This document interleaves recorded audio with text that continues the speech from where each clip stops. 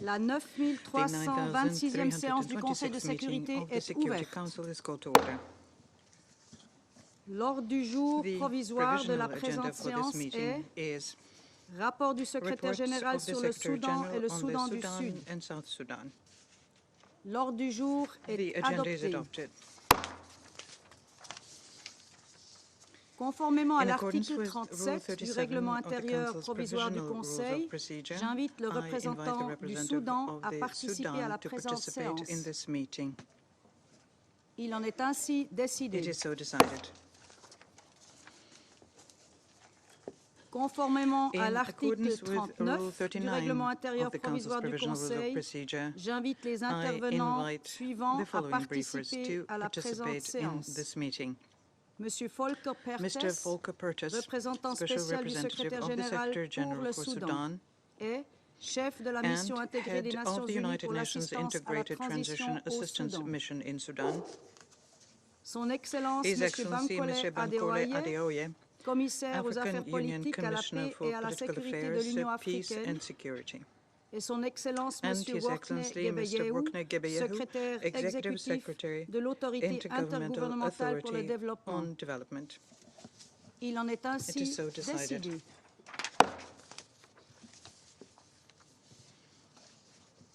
Le Conseil de sécurité va maintenant aborder l'examen du point 2 de l'ordre du jour. J'appelle l'attention des membres du Conseil sur le rapport du secrétaire général sur la situation au Soudan et les activités de la Mission intégrée des Nations Unies pour l'assistance à la transition au Soudan, publié sous la cote S 2023-355. Je donne maintenant la parole à Monsieur Volker Perthes. Thank you very much, Madam President. Members of the Security Council, more than 5 weeks have passed since the eruption of fighting between the Sudanese armed forces and the Rapid Support Forces in Sudan on 15 April. Despite repeated earlier declarations of ceasefire by both sides, there has been no day without fighting, and neither side has been able to claim a military victory. The agreement on a short-term ceasefire and humanitarian arrangements, which was signed 2 days ago in Jeddah, is an important step forward. It offers hope for the civilians, and it shows that the violence can be ended if both sides comply. I will return to this at the end of my short presentation. Sudan's civilian population has already paid a heavy price for this senseless violence. According to estimates of the Doctors' Union, more than 860 civilians have been killed, including more than 190 children, with another 3,500 civilians injured. Many are missing. Over 1 million have been displaced. More than 840,000 have sought shelter in safer parts of the country, while another 250,000 or so have crossed Sudanese borders.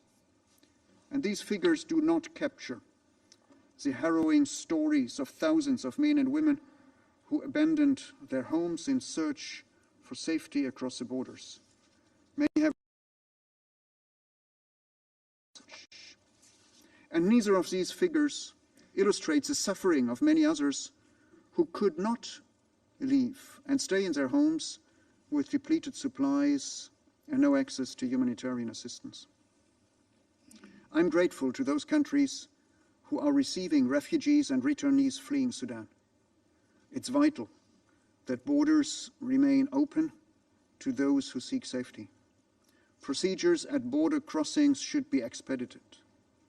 The United Nations continues to avail our support to alleviate the burden on neighboring states and ensure that refugee needs are met with dignity. Madam President, in Khartoum, in Darfur and elsewhere, the warring parties have fought their war with little regard for the laws and norms of war. Homes, shops, places of worship, water and electricity installations have been destroyed or damaged. The health sector is collapsing, with more than 2/3 of hospitals closed, many healthcare workers killed, and medical supplies running low. The frequently reported use of health facilities as military positions is unacceptable. I'm appalled by the reports of sexual violence against women and girls, including allegations of rape in Khartoum and Darfur. The United Nations is following up to verify these cases. The warring parties must prevent any reoccurrence of such violence. Children are facing serious protection concerns and continue to be vulnerable to recruitment, sexual violence and abduction. Reports of rampant looting, of intimidation, harassment and enforced disappearance are deeply concerning. UN premises and residences, including the UNITAM's compound, as well as large amounts of food and humanitarian supplies, have also been looted. Criminality is compounded by the release of thousands of prisoners and the increasing spread of small arms. And I'm also concerned about reported death threats against political activists and leaders, about the arrests of Sudanese volunteers and the intimidation of journalists. Excellencies, in parts of the country, fighting between the two armies or the two armed formations has sharpened intercommunal tensions or triggered conflict between communities. In El Geneina in West Darfur, clashes between the Sudanese armed forces and the rapid support forces spiraled into ethnic violence on 24 April. Tribal militias joined the fight, and civilians took up arms to defend themselves. Homes, markets, hospitals were ransacked and burned, UN premises looted. In mid-May, renewed violence led to more death and destruction. Altogether, more than 250 persons were reportedly killed, and tens of thousands were displaced to neighboring Chad. The security situation is impeding the delivery of humanitarian aid. I continue to engage national and local leaders to de-escalate the situation. Worrying signs of tribal mobilization are also reported in other parts of the country, particularly in South Kordofan as well as the Blue Nile region.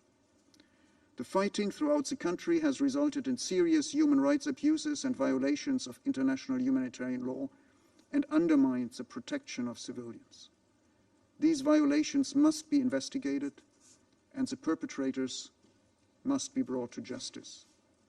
The United Nations family continues to monitor and advocate for an end to all these violations. Members of the Council, some commentators have placed the blame for this conflict on the international community for not having seen warning signs. Others blame the political process or the framework agreement which intended to lead to a civilian-led government, or blame the international community for giving an outsized role in the process to the men with guns. But let us be clear. The responsibility for the fighting rests with those who are waging it daily.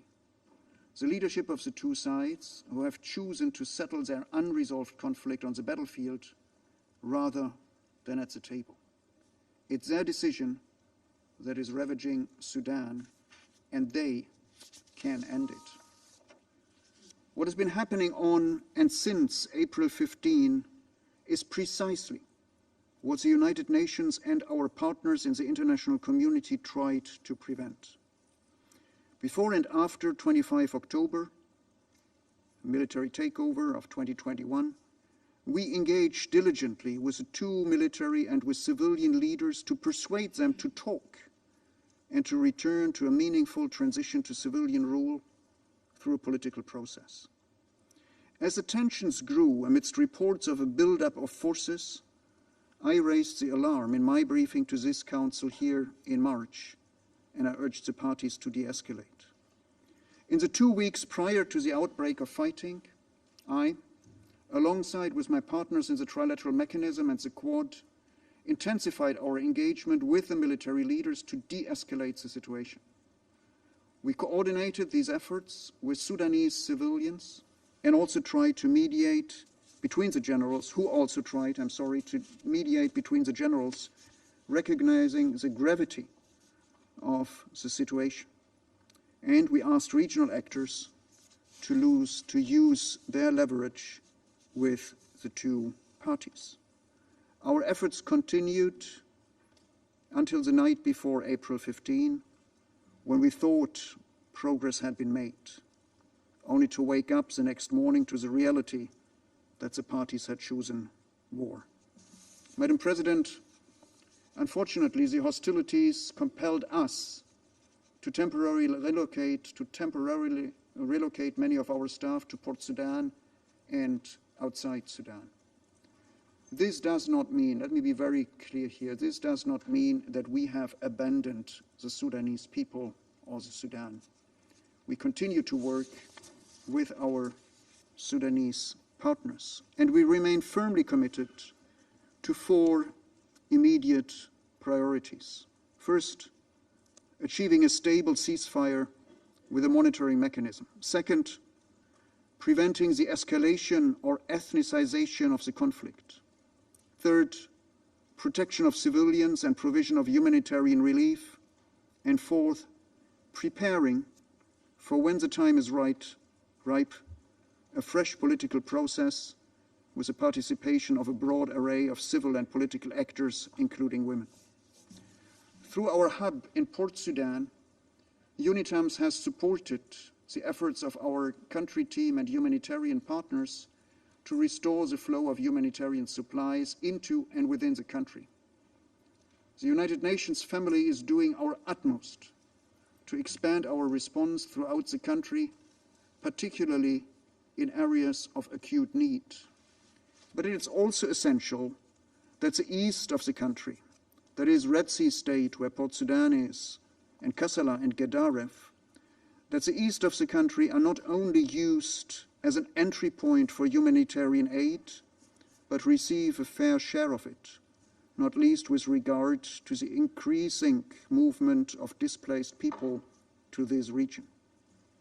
Additional funding is urgently needed. The revised humanitarian response plan was launched on 17 May, requesting $2.6 billion to reach 18 million people in need, up from 15 million before the fighting began. Madam President, Excellencies, thanks to Saudi and US mediation, representatives of the Sudanese armed forces and the rapid support forces signed a declaration of commitments in Jeddah on 11th May and an agreement on a short-term ceasefire and humanitarian arrangements on 20 May. It is supposed, the agreement on short-term ceasefire, it is supposed to enter into force tonight. It shall remain in effect for 7 days. It is renewable, and it should allow civilians to move and humanitarian access to get to the people. This is a welcome development. Though the fighting and troop movements have continued even today, despite a commitment of both sides not to pursue military advantage before the ceasefire takes effect.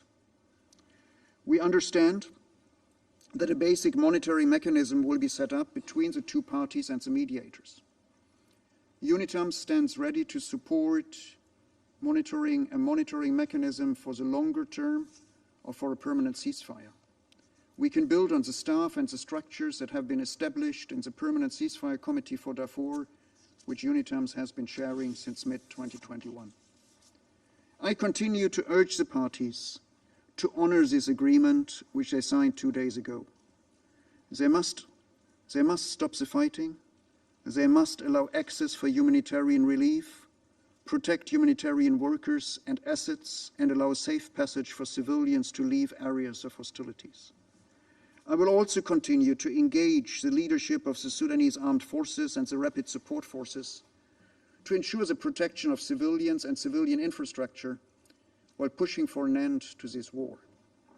we are coordinating closely with Sudanese partners working for peace. Let me also commend the leaders of the armed movements for their efforts to restore peace. I mean the armed movement signatories to the Juba Peace Agreement, for their efforts to restore peace and for their neutrality in this conflict. Sudanese civil society is playing a strong role in advocating for peace while continuing to support civilians in need. Their efforts must be supported. Both parties have been calling on me to condemn the respective other side's actions. I call on both to end the fighting and to return to dialogue in the interest of Sudan and its people. Lives and infrastructure have been destroyed. The growing ethnicization of the conflict risks to expand and prolong it, with implications for the region. The agreed short-term ceasefire could and should also pave the way for talks for a durable cessation of hostilities. And as the talks advance, a diverse array of civil and political stakeholders must play their role. Ultimately, only a credible civilian-led transition can chart lasting peace in Sudan. I note the appointment of Malik Agar, a signatory of the Juba Peace Agreement and chair of the recently formed Peace Bloc, as Vice President of the Transitional Sovereignty Council. Agar stated that his overall priority is to reach a permanent ceasefire, to end the war, and to silence the guns. This certainly deserves our and your full support. Regional and international efforts to end the fighting in Sudan are laudable. As these efforts multiply, we must ensure coordination to forge a common approach that will enhance our collective leverage and the effectiveness of our efforts. Any coordinated plan must involve Sudan's neighbors and the region, and I'm very glad my colleagues, Commissioner Bankole and Executive Secretary Dr. Vorkner, will speak and be able to go into more details regarding the efforts of the trilateral partners, the UN, African Union, and IGAD. United Nations will continue to work closely with our partners in this trilateral mechanism, the AU and IGAD, in support of these efforts and coordination with others. Thank you very much. Je remercie Monsieur Pertes de son exposé et je donne maintenant la parole à son Excellence Monsieur Bankole Adeoye.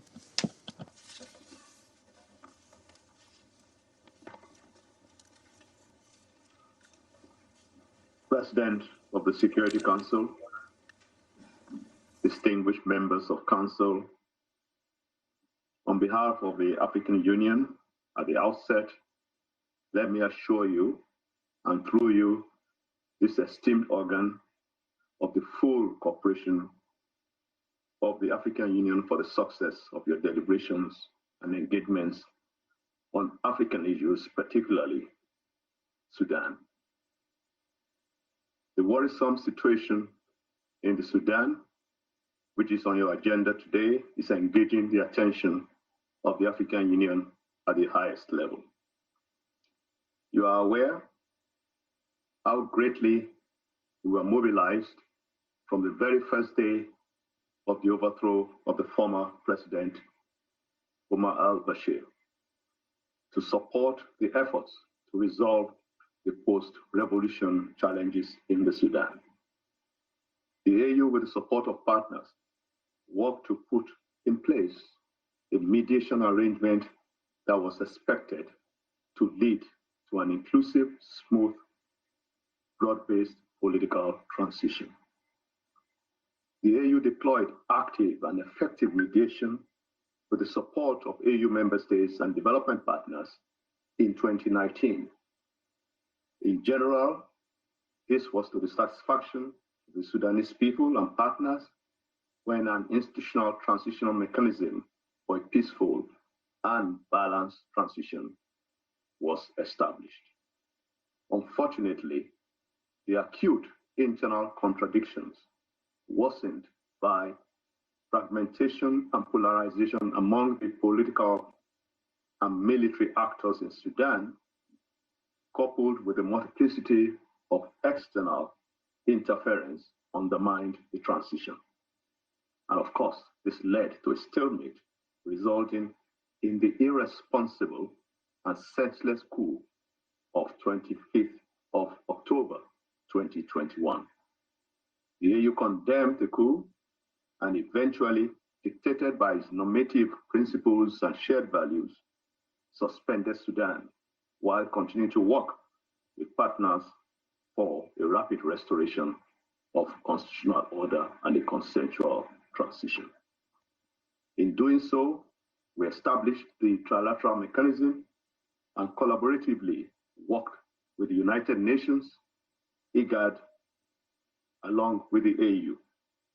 A political framework agreement, as you know, was signed in December 2022, and work was underway to ensure its extension to all political actors for more inclusivity. Madam President, however, the outbreak of hostilities on the 15th of April 2023 between the Sudanese armed forces and rapid support forces tragically dashed our hopes.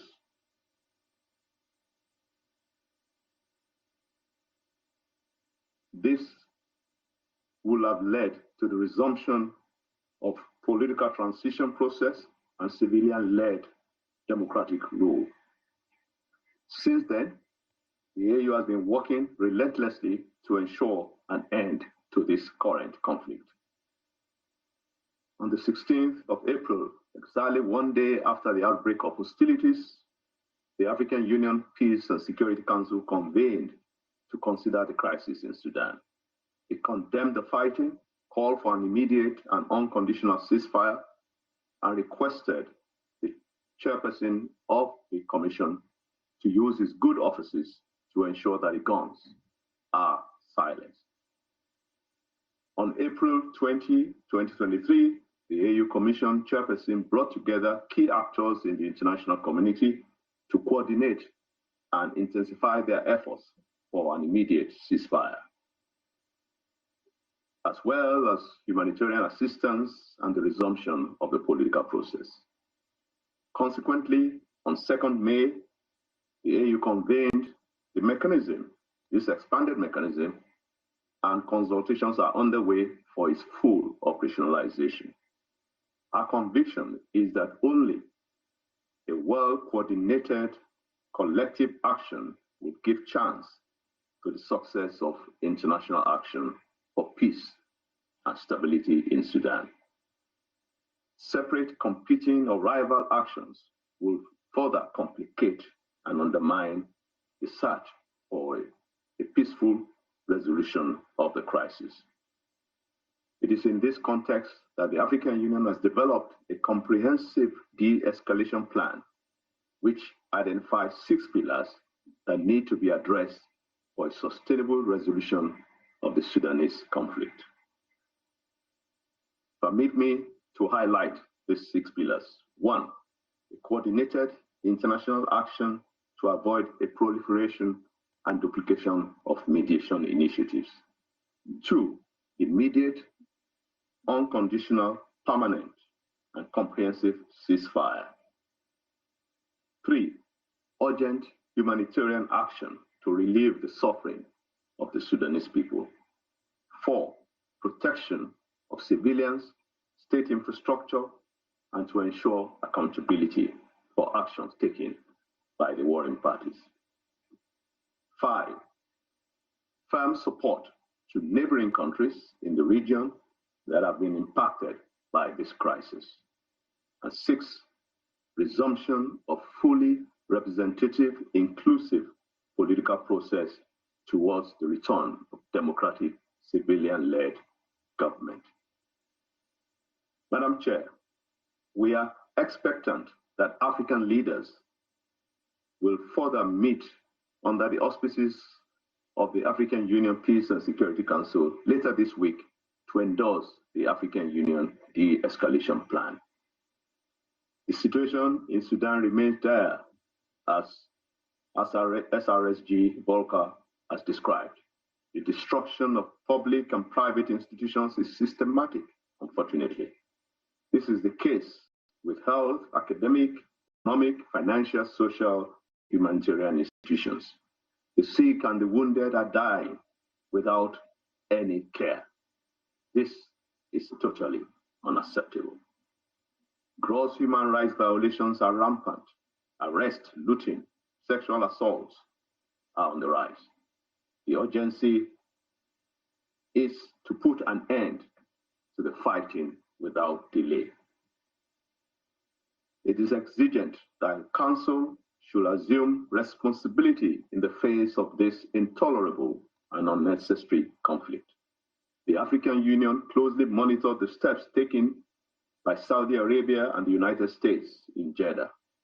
We also welcome the commitment displayed by the two warring parties for signing a short-term ceasefire and humanitarian arrangement. However, we call for more concerted, actionable effort towards a lasting cessation of hostilities. We urge them to go the full course for peace. A comprehensive permanent silencing of the guns now is the only remedy for the good people of Sudan. The resumption of the political transition premised on inclusive political dialogue and national reconciliation that brings together all actors of the Sudanese society, fully complemented by the international community, will promote peace and stability in the Sudan. Madam President, we must now collectively start planning for inclusive negotiations on a political process that will be agreed to by the Sudanese people. It is important that we take on board the relationship between the center and the periphery, between the state and its citizens, between Sudan and its neighbors, so that the Sudanese can build the Sudan that they want.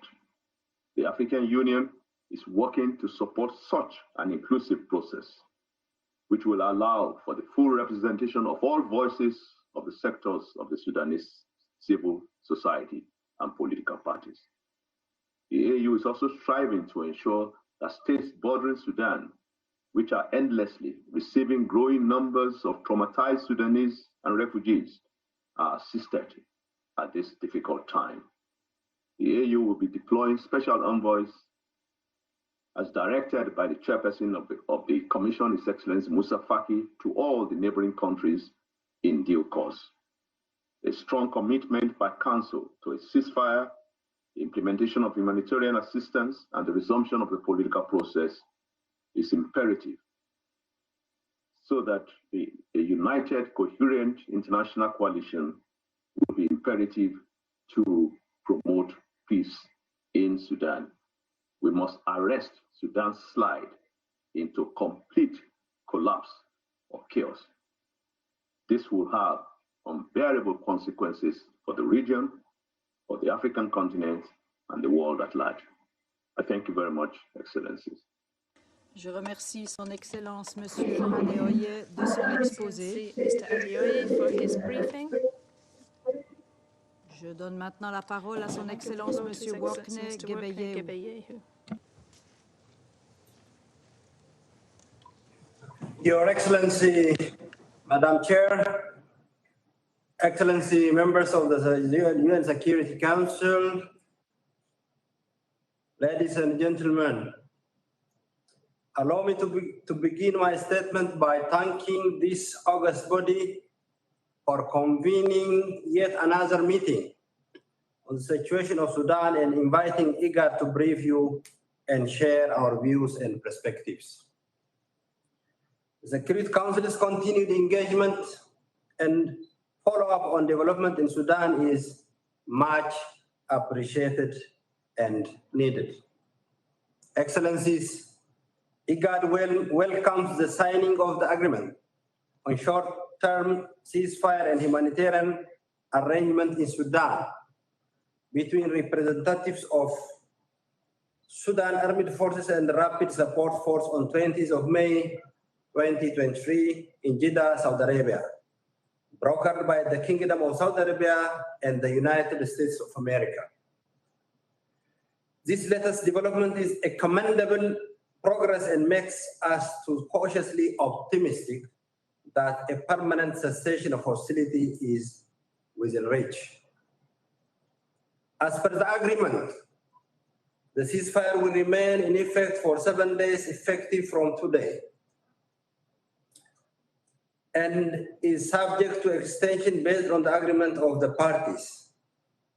And also, we are very happy the agreement is aimed at, among others, facilitating the delivery and distribution of humanitarian assistance, restoration of essential services, and withdrawal of forces from the hospitals and essential public services, which is much needed for the people of the Republic of Sudan.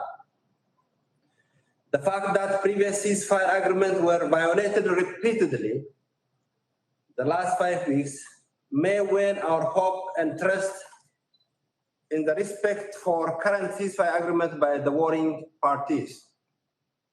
However, it is noteworthy that, unlike previous agreements, we are happy that the parties have signed this agreement, and also it will be monitored by a US-Saudi supported ceasefire monitoring mechanism. Irrespective of challenges that may be faced in the implementation, it is progress worth capitalizing and building upon. Excellencies, the 5 weeks of fighting has had a heavy toll on the people of the Republic of Sudan.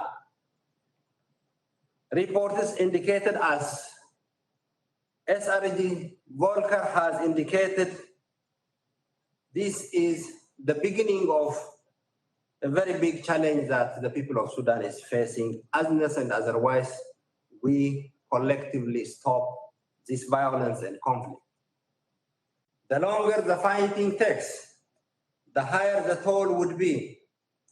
It will also further complicate and compound the crisis, as a new internal and external actors may be involved in the conflict.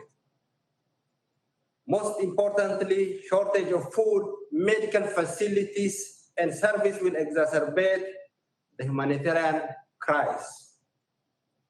Besides the people of Sudan, Your Excellencies, neighboring countries are also feeling the burden of the war, as they are hosting thousands of refugees. And these are countries who are either emerging out of the conflict or are facing serious economic and humanitarian crisis by themselves. For instance, the Republic of South Sudan, which has close economic and social ties with the Republic of Sudan, has been impacted by the conflict as the price of goods has spiked, and the purchasing power of the South Sudanese pound has weakened since the conflict broke out in the Republic of Sudan.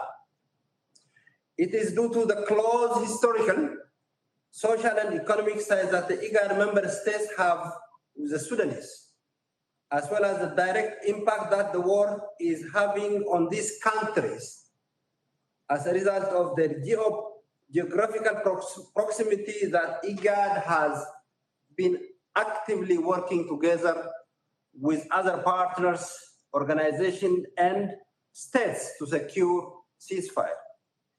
In this regard, the high-level IGAD delegation led by His Excellency Salva Kiir Mahdi has been engaging the warring parties on a daily basis and consulting and coordinating with regional and international actors. On 17th and 18th of May, I was in Juba, South Sudan, to encourage His Excellency President Salva Kiir on his commitment to lead IGAD's efforts to resolve the crisis in Sudan, and also exchange views on the next step to be taken to silence the guns in the Republic of Sudan. I call on the international community to support and complement these efforts in coordinated manner. Excellencies, despite our limited capacities and resources, IGAD and its member states are doing whatever is possible within our reach to support the people of Sudan. Neighboring countries have also sent humanitarian assistance. Countries like Ethiopia, South Sudan, Djibouti have also played a key role in the evacuation of staff and citizens of diplomatic missions and international organizations based in Sudan. It is high time, Your Excellencies, that the international community work closely and support these frontline countries to help them provide adequate and timely support to the people of Sudan, the refugees, as well as in sending much needed humanitarian support to Sudan. While I appreciate and commend the Kingdom of Saudi Arabia and the United States of America for their relentless effort in facilitating the Jeddah talks, I encourage them to involve and engage the trilateral mechanism as the entity trusted by regional, continental, and international community to facilitate a political process in the Republic of Sudan. The only way we can stop the fighting in Sudan, Your Excellencies, sooner rather than later, if our efforts are better coordinated and streamlined and our collective actions are swifter. We all have one purpose and goal in Sudan: to silence the guns and resume the inclusive Sudanese-led, Sudanese-owned political process that will pave the way toward the formation of civilian-led transitional government. Let us put our heads and hands together to support the Sudanese people's quest for durable peace and democracy. As the experience from the region shows, chances of the success are higher when efforts are coordinated and neighboring states are actively involved and engaged in finding solutions. I would like to end my remarks by reiterating IGAD's unwavering commitment to continue working and coordinating closely with the United Nations and other continental and international actors, as well as the Kingdom of Saudi Arabia and the United States of America towards achieving permanent ceasefire and resumption of the inclusive political process in Sudan. I thank you very much. Je remercie Son Excellence Monsieur Gebeyehu de son exposé. For his briefing. Et je donne maintenant la And I parole now aux give membres the du floor to Conseil those qui souhaitent council faire members who une wish to déclaration. make statements. Et j'invite le représentant du I Royaume-Uni de prendre la invite the parole. representative of the United Kingdom to take the floor. Thank you, President. And thank you, Special Representative Pertez, Commissioner Bankole, and Executive Secretary Workneh Gebeyehu for their briefings.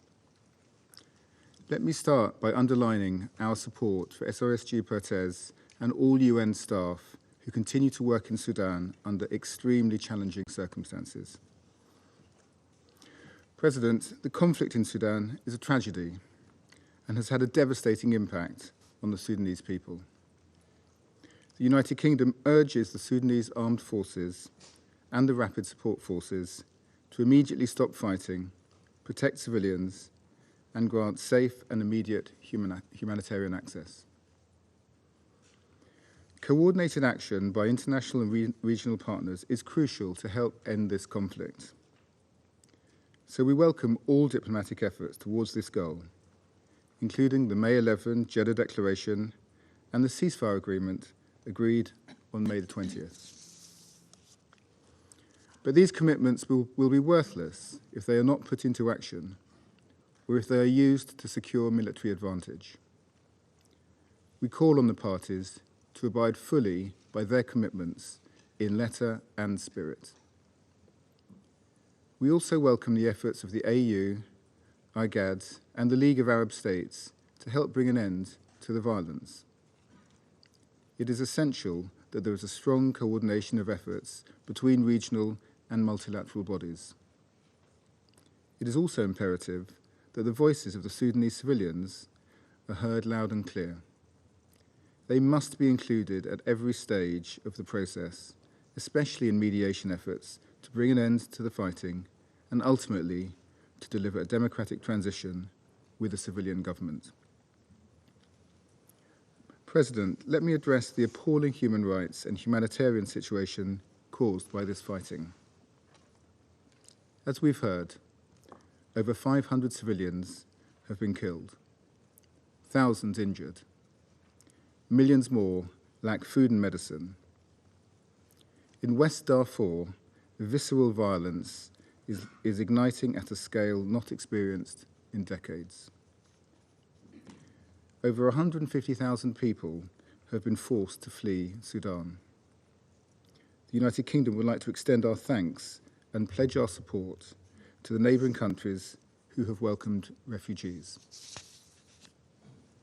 Humanitarian need has risen sharply, having already been at record levels prior to the conflict. So we call for an immediate end to the continued attacks on civilian infrastructure, including homes, healthcare facilities, schools, and places of worship. The looting of humanitarian assets is simply unacceptable. The perpetrators must be held accountable. President, in closing, we offer our full support to UNITAMS as we enter discussions on renewal of its mandate. And we stand in solidarity with the Sudanese people in their demands for a peaceful and democratic future. Thank you. Je remercie le représentant du I thank the Royaume-Uni et representative je of the passe la United Kingdom and I parole au give the floor to the représentant du representative of Mozambique. Madame la Présidente, j'ai l'honneur de faire cette Madam déclaration It is my au nom honour de to make la this statement foi, on behalf of the à savoir A3, le Gabon, Gabon, le Ghana Ghana, et mon propre pays, and my le own Mozambique. country, Mozambique. La trois The A3 remercie très sincèrement les sincerely briefs de thanks ce this matin morning's briefings, pour leur briefers, contribution for très their very importante. important contributions. Nous remercions We Son thank Excellence His Excellency, Monsieur Mr. Volker Perthes, le représentant spécial du Special secrétaire Representative of the Secretary général General pour le Soudan, for Sudan, Son Excellence ambassadeur His Excellency Bankola Adeoye, Ambassador le Bankole Adeoye, commissaire de l'Union africaine African Union aux Commissioner affaires for politiques, Political la Affairs, paix Peace et la and sécurité, Security, et Son Excellence and His Excellency Monsieur Mr. Workney Workney Gebeyehu, Gebeyehu, secrétaire exécutif de Executive l'autorité Secretary intergouvernementale. of the le Intergovernmental développement. Authority on Development. Nous nous félicitons de la We présence welcome the presence de Son Excellence le of représentant His permanent du Excellency, the Soudan permanent representative à of cette Sudan, at séance. this meeting. Madame la Présidente, Madam nous President, avons pris we note have du rapport noted du secrétaire the général report of the Secretary sur General les on the activités activities de of l'UNITAMS. UNITAMS. At the outset, the A3 would like to commend UNITAMS for the tremendous work conducted in a very difficult and challenging environment that characterizes the current situation in the Sudan. The invaluable work of UNITAMS with the cooperation of the Sudanese authorities has facilitated the evacuation of civilians, diplomatic personnel, and humanitarian workers from areas of intense fighting in the Sudan. Furthermore, UNITAMS has sought to continue with humanitarian assistance to the Sudanese people despite all the challenges.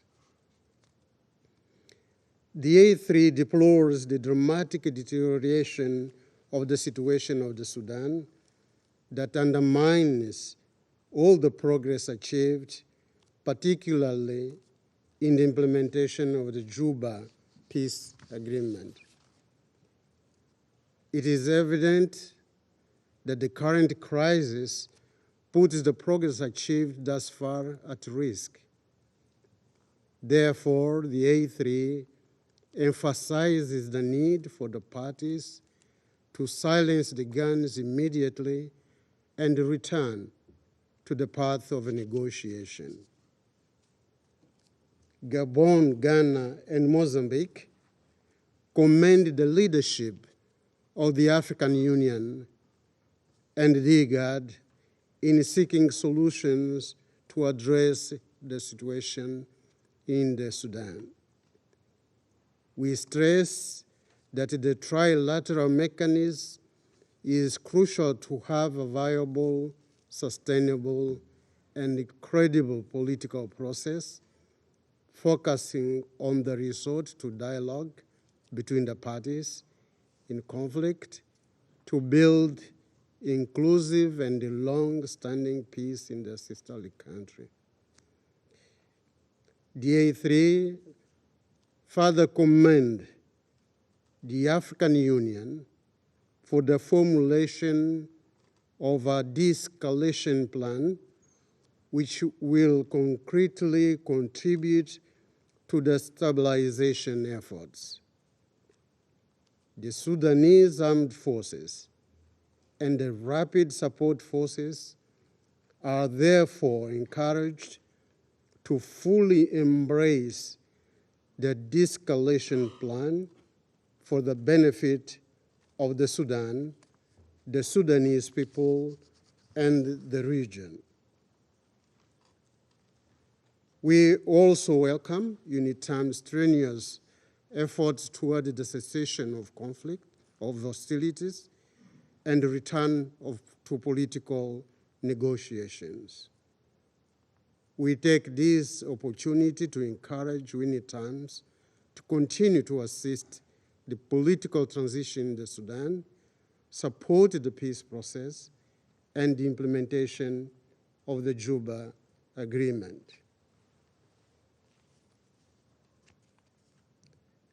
Madam President, the security situation in the Sudan is deteriorating and alarming due to the current crisis.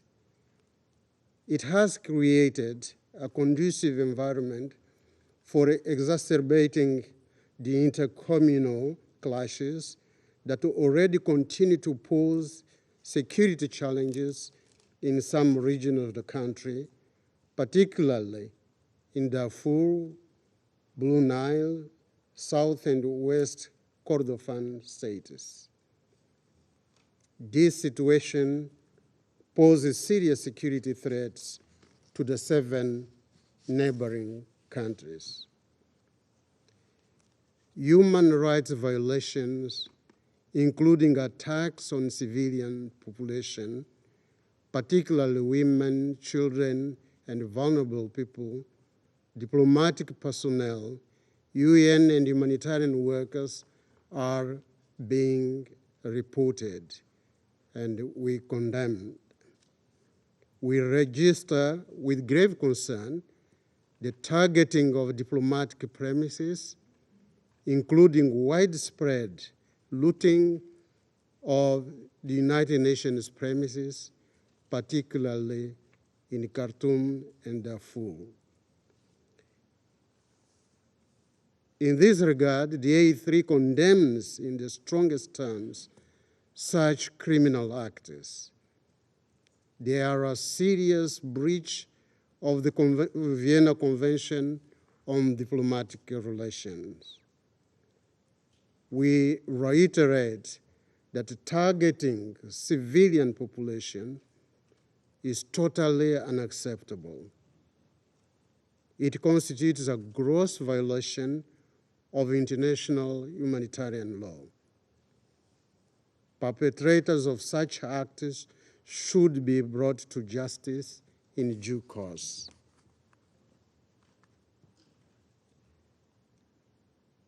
Ghana, Gabon, and Mozambique are deeply concerned about the spillover effects of the current crisis in the neighboring countries, including the increase of cross-border flows of refugees, which may lead to increase of violence.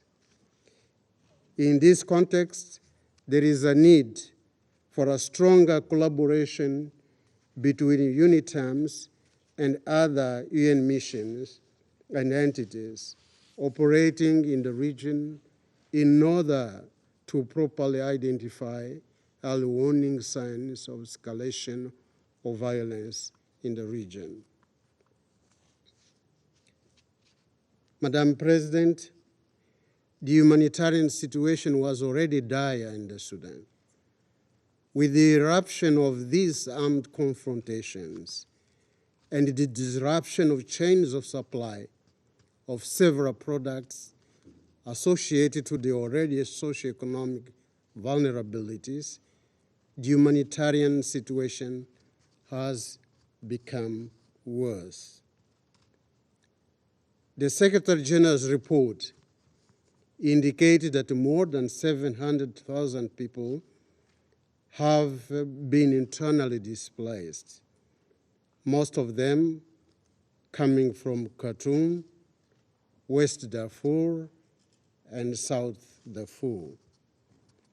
With the current crisis, more than 150,000 people are estimated to have left the Sudan. In order to respond to the humanitarian crisis, the A3 reiterates the appeal for sustained support for the 2023 humanitarian response plan for the Sudan. The plan targets 12.5 million people through more than 200 projects in key sectors such as education, health, child protection, gender-based violence, and nutrition. We also encourage humanitarian assistance through other multilateral and bilateral mechanisms, paying particular attention to the socioeconomic situation in the Sudan. The A3 welcomes all efforts aimed at achieving a humanitarian truce and the establishment of humanitarian corridors. We call for better coordination of all the actors and stress the need to ensure that humanitarian assistance is provided in the Sudan as well as in the neighboring countries in compliance with the guiding principles governing the delivery of humanitarian aid. The A3 wish to reaffirm the centrality of the role of the African Union, IGAD, and the trilateral mechanism in stabilizing the situation in the Sudan. We call for respect for Sudan's sovereignty in dealing with their challenges. Gabon, Ghana, and Mozambique pay tribute to the Sudanese people for their courage and strength demonstrated during these difficult times. While paying tribute to the Sudanese people, we wish to state that the Sudanese parties must not lose sight of the central objective of resuming the transition process towards an inclusive, democratic, civilian-led transition government that is able to address the acute political and economic recovery of the country. We urge the Sudanese people to refrain from acts of violence and tread the path of national unity, reconciliation, and the building of the peace in the country. I thank you, Madam President. Je remercie le représentant du I thank Mozambique the et j'invite representative of le Mozambique représentant and I du invite the Brésil à prendre la representative of parole. Brazil to take the floor. Thank you, Madam President. Let me start by thanking Special Representative Pertz, Commissioner Adeoye, and Executive Secretary Gebeil for providing essential briefings today. I welcome Ambassador Idris Mohammed and Sudan's delegation to this meeting. I also commend the tireless work of UNITAM's, African Union, and IGAD personnel in a highly demanding situation. Madam President, Brazil is concerned by the humanitarian challenges provoked by over a month of continuous armed conflict. We stand in solidarity with the people of Sudan. Excuse me. We commend the communities who have assisted fleeing families in every corner of Sudan and Egypt, Chad, the Central African Republic, South Sudan, and Ethiopia. We commend the vital work of the UN personnel and the humanitarian agencies on the ground. I convey our appreciation for the adjustments Special Representative Pertz and UNITAMS have made since 15 April to implement the mission's mandate. Madam President, as argued by the Secretary General in his latest report, Sudan's rapid descent into deadly conflict is a terrible setback for the country. We believe another terrible setback would be the insistence on solving the current conflict through military means. The United Nations, the African Union, IGAD, the League of Arab States, and virtually all partners of Sudan have called for ceasefires and truces precisely because military means will not solve the root causes of the ongoing conflict. We also endorse the Saudi-American initiative that led to the declaration of commitments to protect the civilians of Sudan. We echo the trilateral mechanism and welcome the short-term ceasefire and humanitarian arrangements agreed upon on Saturday in Jeddah. Madam President, we call on the SAF and the RSF to exercise maximum restraint and uphold the truce. We encourage them to use negotiation, mediation, dialogue, and peaceful conflict resolution tools. These instruments are all means to achieve peace in Sudan and an end that we are convinced profoundly interests the parties to the conflict and the Sudanese people. We thus emphasize that negotiation between the RSF and the SAF is not surrendering from any side. Negotiation is instead the first step to halting the current military clashes, providing adequate protections for millions of civilians in Sudan, and avoiding additional damage to essential civilian infrastructure in Khartoum, Omdurman, Darfur, and elsewhere. Peaceful coexistence is a prerequisite. It's among the conditions that will enable the parties to the conflict to pave the way for a political transition to a civilian-led government. There will be no Sudanese ownership of this political process without peaceful coexistence between its leading military and paramilitary forces. Madam President, we sincerely hope the Sudanese stakeholders realize the damage that continuous fighting has caused and will cause to Sudan and the Sudanese people. We call on them to engage with the ongoing initiatives in good faith.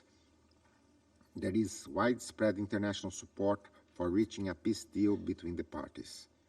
The African Union, IGAD, the League of Arab States, and partners of Sudan have led the primary initiatives to reach a ceasefire. The next step is silencing the guns, and once and for all. I thank you. Je remercie le représentant du Brésil et je donne maintenant la parole au représentant de la Chine.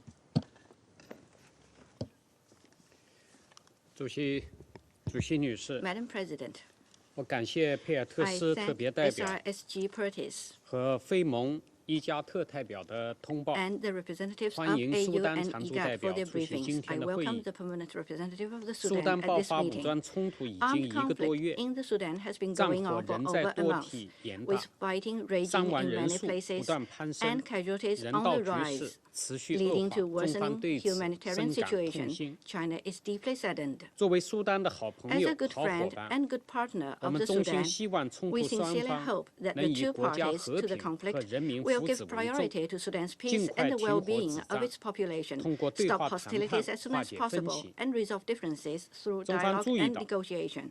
China has noted that the two parties to the conflict have reached temporary ceasefire on multiple occasions and signed the agreement on short-term ceasefire and humanitarian arrangement in Jeddah last Saturday. The pressing task is to ensure implementation of commitments to protect civilians and civilian infrastructure and to provide security guarantee for and facilitate humanitarian assistance and evacuation. We hope that the parties to the conflict will continue the momentum of dialogue, strive for a more durable ceasefire and political arrangement, and bring the country's development back on track.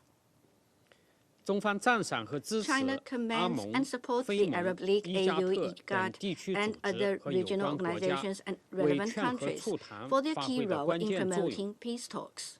We call on the UN and international partners to support and cooperate with regional organizations with a view to providing the necessary time and space for regional mediation. The developments in the Sudan have once again demonstrated that a solution to the question of the Sudan can only be found from within the country. External interference or unilateral sanctions will not solve the problem, but will instead intensify tensions and aggravate political and social crises. The international community needs to draw a lesson. Relevant parties should seriously reflect on the current situation and refrain from expanding unilateral sanctions and thus going further down the wrong path.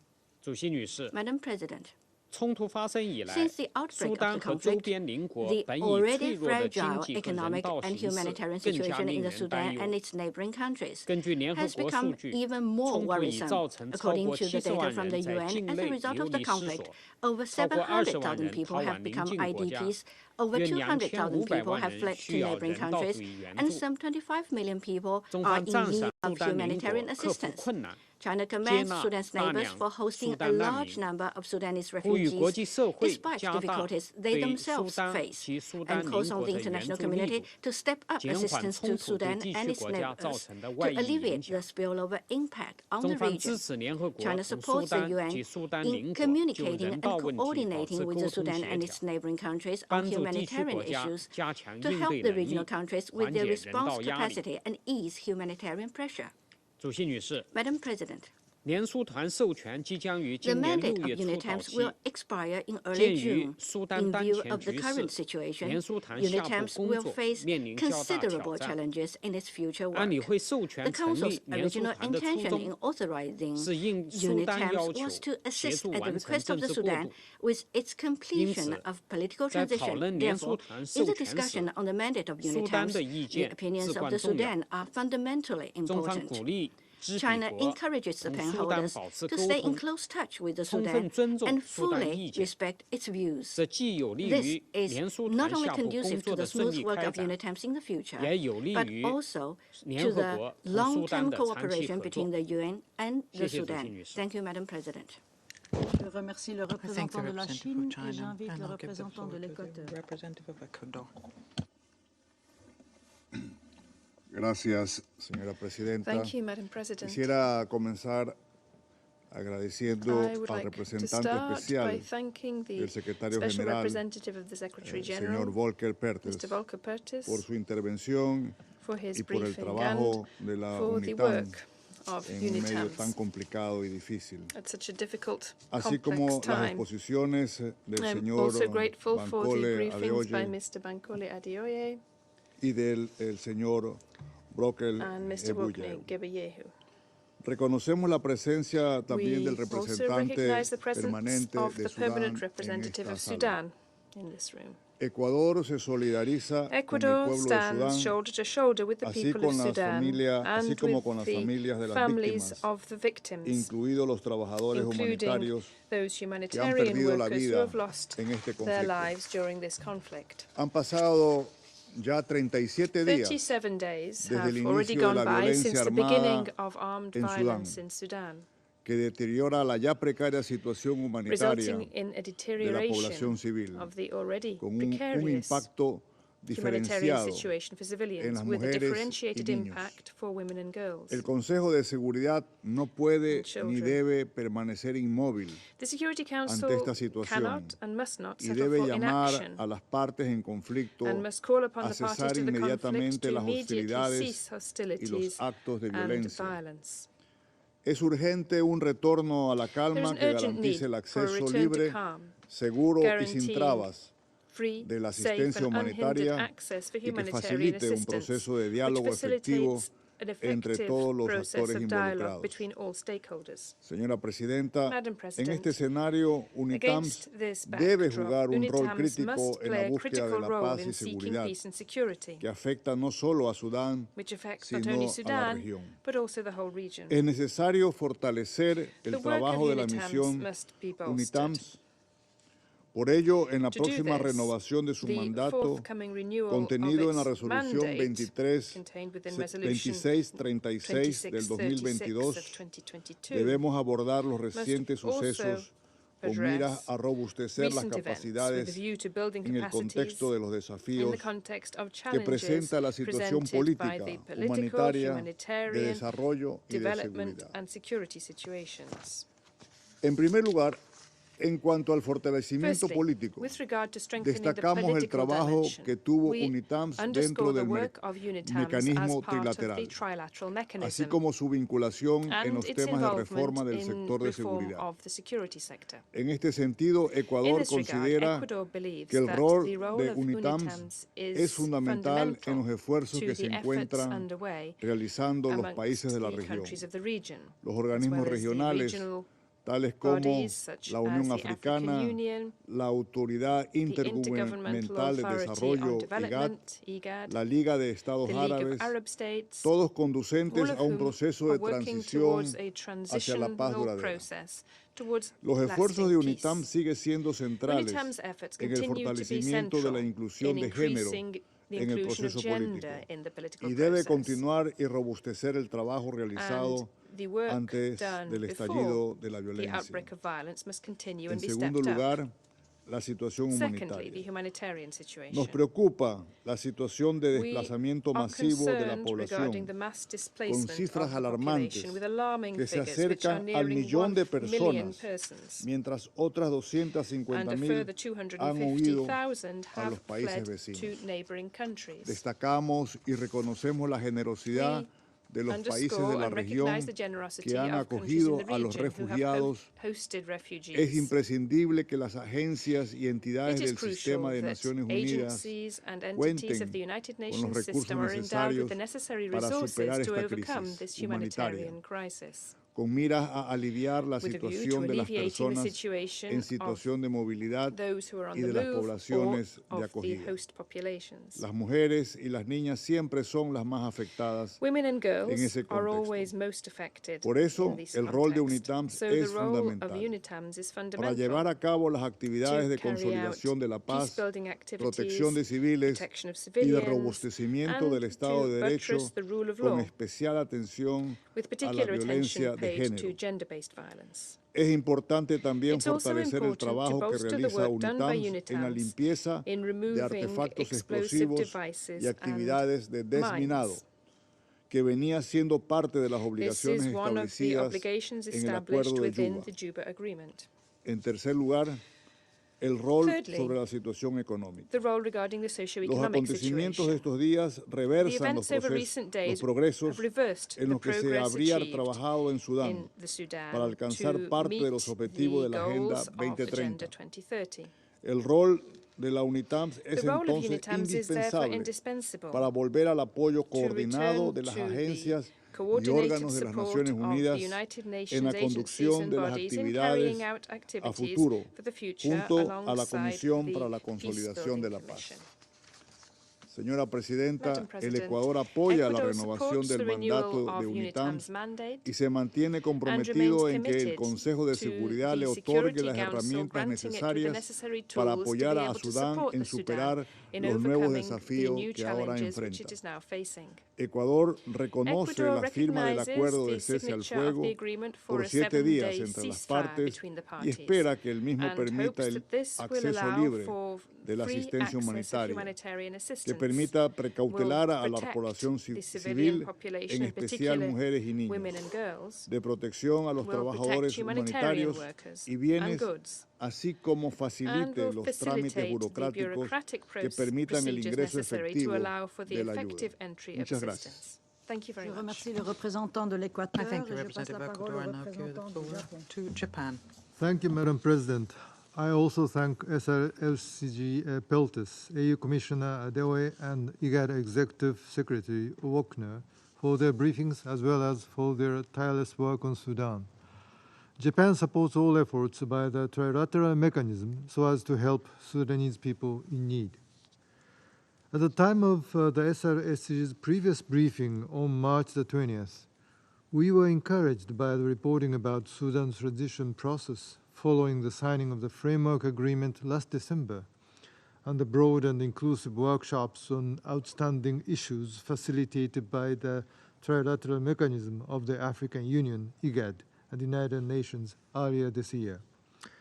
However, April 15th, everything changed, and Japan is alarmed by how rapidly the situation has deteriorated. Bearing this in mind, I will mention 3 points.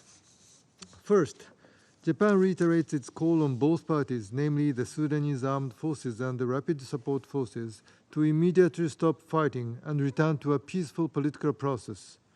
We cannot accept any use of force that undermines the Sudanese-led and Sudanese-owned process toward the transition to civilian rule as outlined in the Constitutional Declaration of 2019.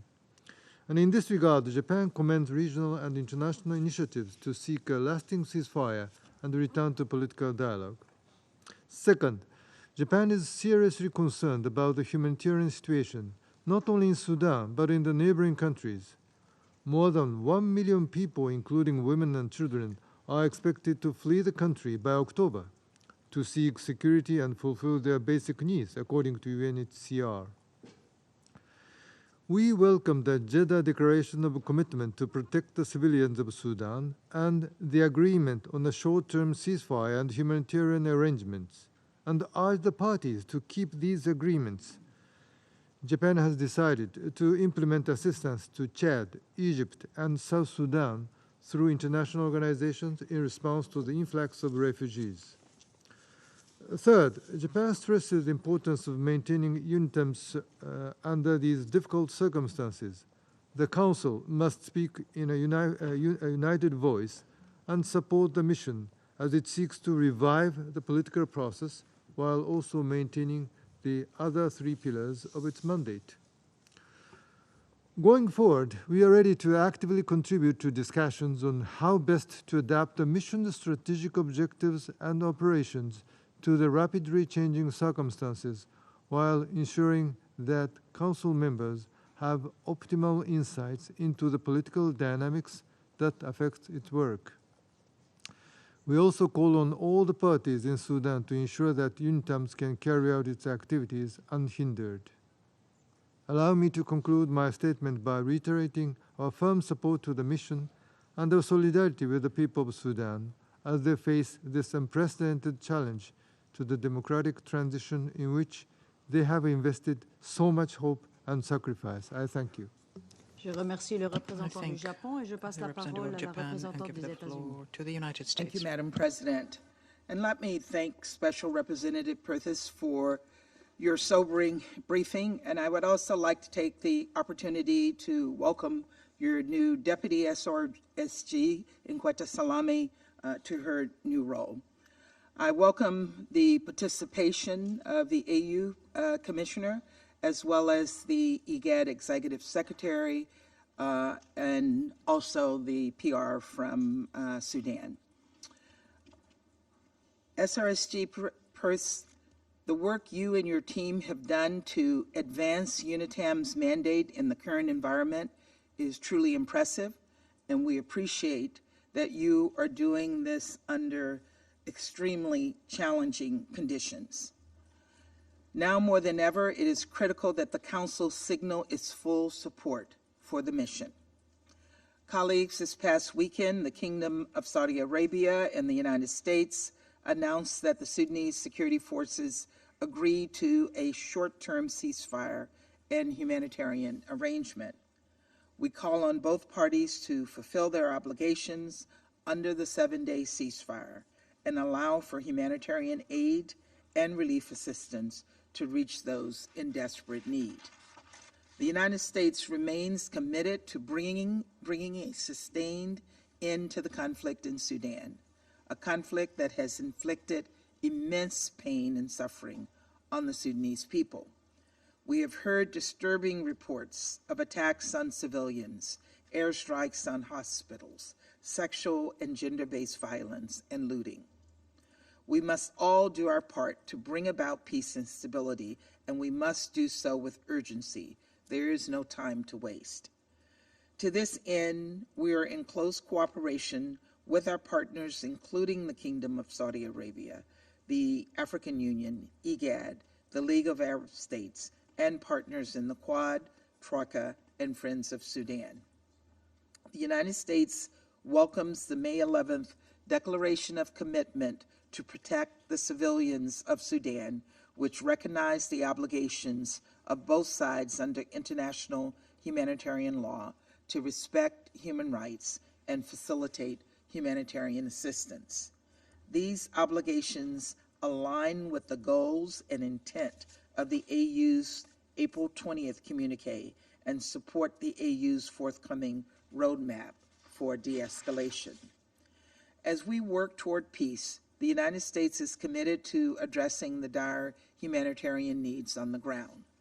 More than 24 million people are now in need of humanitarian assistance, a 57% increase over previous estimates. Humanitarian agencies, national NGOs, civil society organizations, professional unions, and neighborhood-based resistance committees are going to incredible lengths to deliver food, provide medical care, resupply hospitals, and support evacuations. But they cannot do this heroic work without unhindered humanitarian access. All parties must allow for immediate, safe, and unhindered humanitarian access for those in need and those displaced by the fighting. We support the UN's leadership in marshaling resources for the Sudanese people, including through the newly revised Humanitarian Response Plan, and we look forward to closely coordinating efforts. For our part, the United States is committed to helping support the needs of the more than 250,000 people who have crossed into neighboring countries in search of safety, and the more than 840,000 people who are displaced inside Sudan and cannot leave due to fighting, fuel shortages, or fear. At the same time, we must not forget the needs of the 1.1 million refugees who were in Sudan prior to the fighting. We appreciate and commend the work of neighboring countries that have welcomed Sudanese arrivals. And we encourage all countries to ensure that refugees and asylum seekers have access to protection and can eventually return to their countries of origin voluntarily and when conditions permit. Finally, I'll note that the United States continues to engage with Sudanese civilian leaders, resistance committees, and civil society to establish a civilian-led democratic government as soon as possible.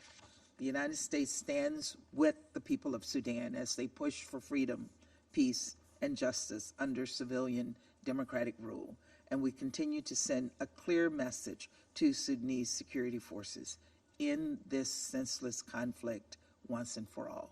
Thank you, Madam President. Je remercie la représentante des États-Unis. Je passe la parole à la représentante des Émirats Arabes Unis. Thank you, Madam President. I wish to begin by thanking our briefers today for their very comprehensive updates on the developments in Sudan and I welcome the participation of the Ambassador of Sudan in this meeting. The UAE welcomes the short-term ceasefire and humanitarian arrangement agreed and signed in Jeddah over the weekend. The agreement reinforces the Jeddah Declaration of 11th May and forms part of a step-by-step approach agreed by the parties. We thank the Kingdom of Saudi Arabia and the United States for their extensive efforts in facilitating these important developments. We urge subsequent talks to improve the security and humanitarian condition for civilians on the ground, leading to the necessary political solution to this crisis. And in the meantime, we stress that the details of the recent agreement must be fully implemented. The work of the United Nations on the ground and of diplomatic missions has been exceptional in extremely challenging circumstances.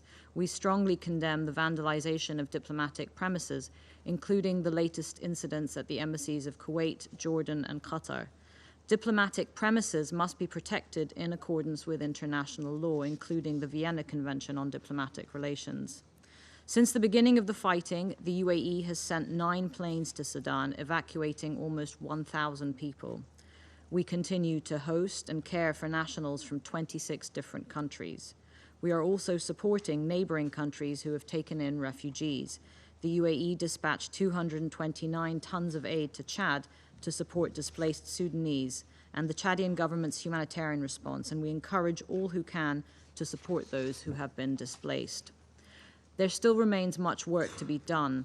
The 7-day ceasefire and humanitarian arrangement signed over the weekend builds on the Jeddah Declaration, where parties agreed to facilitate the safe passage of aid workers and the distribution of humanitarian supplies.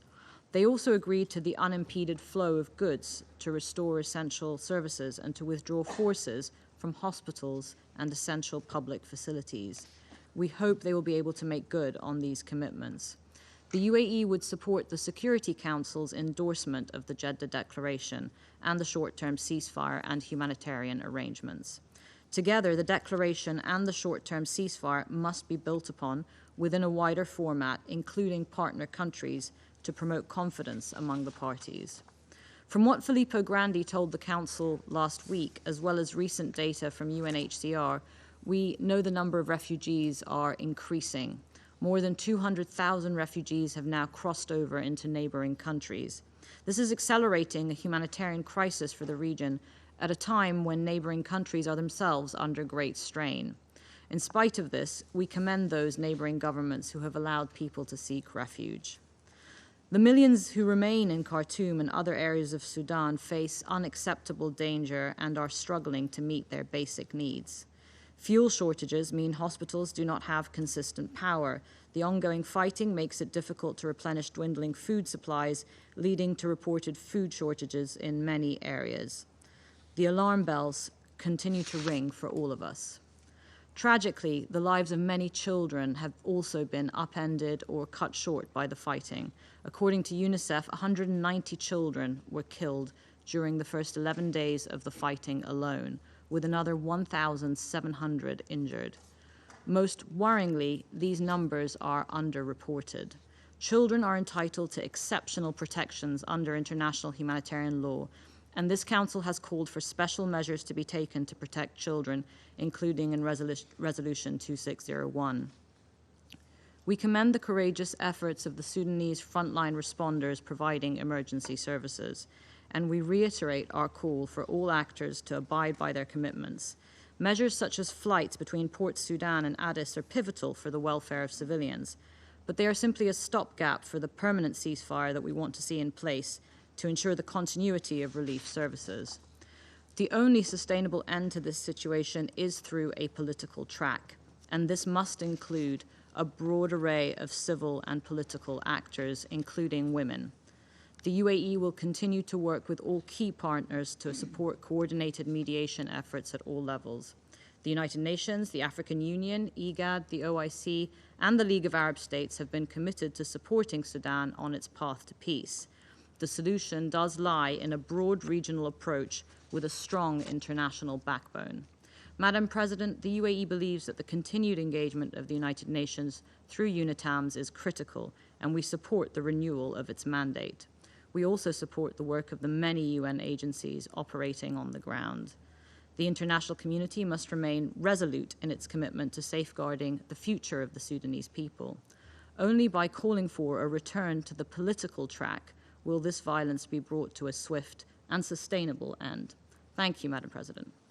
Je remercie la représentante des Émirats Arabes Unis. Je passe la parole au représentant de Malte. Merci, Madame la Présidente. And I also thank Special Representative Perthes for his briefing today, as well as Commissioner Adoye and Executive Secretary Gabeyehu for their briefings. President, following the outbreak of clashes in Khartoum on 15 April, we reiterate our call on both parties to cease hostilities without preconditions and lead Sudan back to a political transition. We welcome the latest mediation efforts, including the declaration of commitment and the brokering of the upcoming 7-day ceasefire. We believe that this is the only path to peace and stability in Sudan. Malta strongly deplores the loss of life and is deeply concerned that since the beginning of the clashes, over 800 people have been killed, including 200 children and more than 5,000 injured. Women and girls remain at a high risk of sexual and gender-based violence, with extensive reports of rapes and sexual assaults. Protection measures must be put in place and strengthened for women and children, the elderly, people with disabilities, and other vulnerable groups. We cannot afford to leave anyone behind.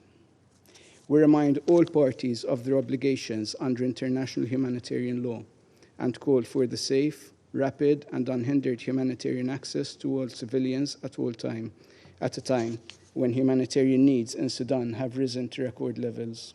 We also call for thorough investigations and for perpetrators to be brought to justice and held accountable for their crimes. Malta condemns all attacks on civilian infrastructure, including homes, hospitals, schools, and places of worship. We also condemn attacks on humanitarian and medical workers and UN premises.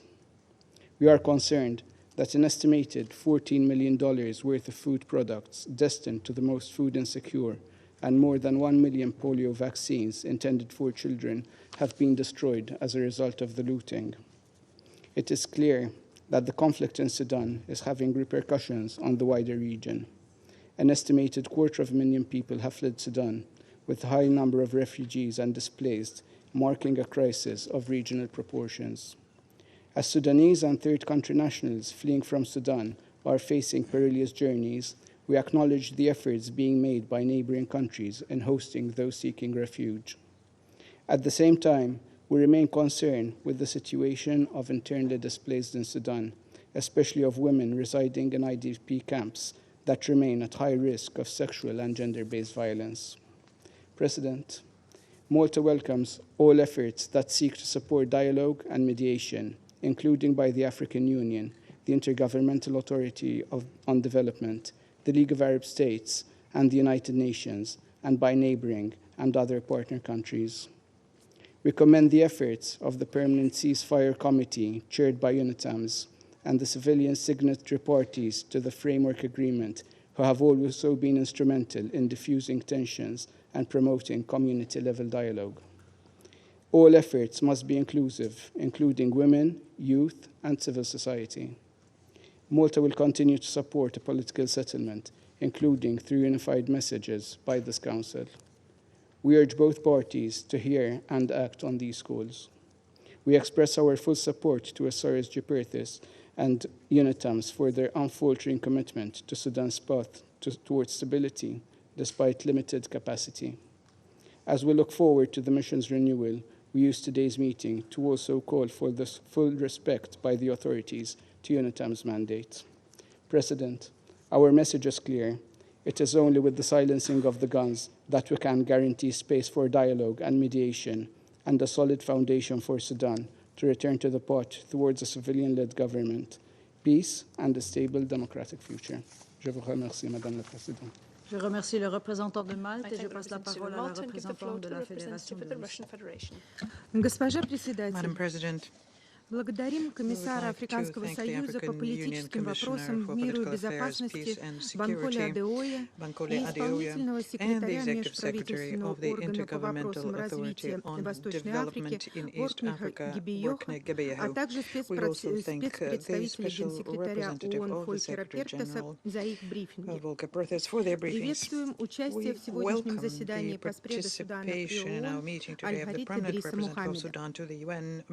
Россия глубоко обеспокоена опасной динамикой развития ситуации в Судане. Вспыхнувшие 15 апреля боевые действия между подразделениями регулярной армии и сил быстрого реагирования Судана привели к многочисленным жертвам. Складывается сложная гуманитарная ситуация. Растут потоки внутренне перемещенных лиц и беженцев. Дальнейшая эскалация чревата усугублением обстановки в области безопасности как в самом Судане, так и дестабилизацией соседних стран, которые сами находятся в очень уязвимом положении. Многие из них борются с собственными конфликтами, являются реципиентами международной помощи. В них развернуты миротворческие и специальные политические миссии.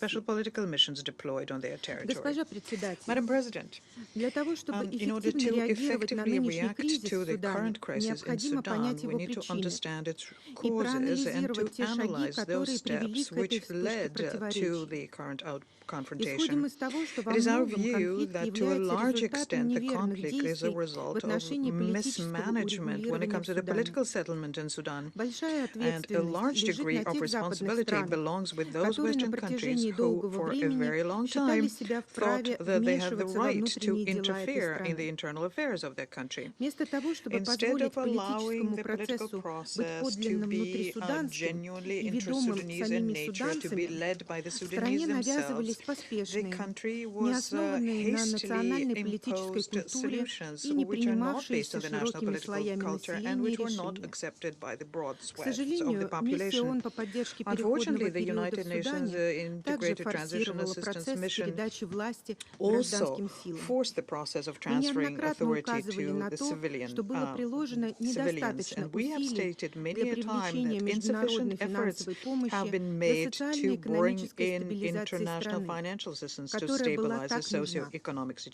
Наоборот, страну в качестве наказания лишали такого содействия, ставя его в зависимость от достижения искусственных сроков и получения согласия на сомнительные демократизаторские шаблоны. По-прежнему исходим из того, что суданцам должно быть предоставлено полное право не только принимать решения по поводу будущего своей страны и народа, но и нести за них полную ответственность. Многие структурные проблемы суданского общества берут свои корни еще в наследии колониализма и связаны с процессом укрепления единого государства. Эта дискуссия выходит за рамки текущего кризиса и является долгосрочной задачей, но без ее проведения добиться устойчивой стабильности в стране будет сложно. Госпожа председатель, призываем суданские стороны проявить политическую волю и предпринять незамедлительные шаги для окончательного прекращения вооруженного противостояния. Исходим из того, что любые разногласия могут быть урегулированы за столом переговоров, а у суданцев для этого имеется достаточно мудрости и политического опыта. Приветствуем региональные усилия по содействию Судану. Необходимо предоставить им пространство и время, консультироваться со странами региона и поддерживать их шаги. Важно не допустить повторения опыта Ливии, в которой силовое вмешательство привело страну к катастрофе и дестабилизировало половину континента. Считаем шагом в правильном направлении подписание в Джидде представителями армейского руководства и сил быстрого реагирования декларации об обязательствах по защите гражданского населения, а также договоренности о 7-дневном гуманитарном перемирии. On our part, Russia, and for us, Sudan has always been a friendly country, is maintaining contacts with the Sudanese parties. If there is a need for that, and if there is such a request, we stand ready to assist them, but we are not going to interfere in the internal affairs of the country. The Russian embassy in Khartoum continues functioning despite the serious security threats.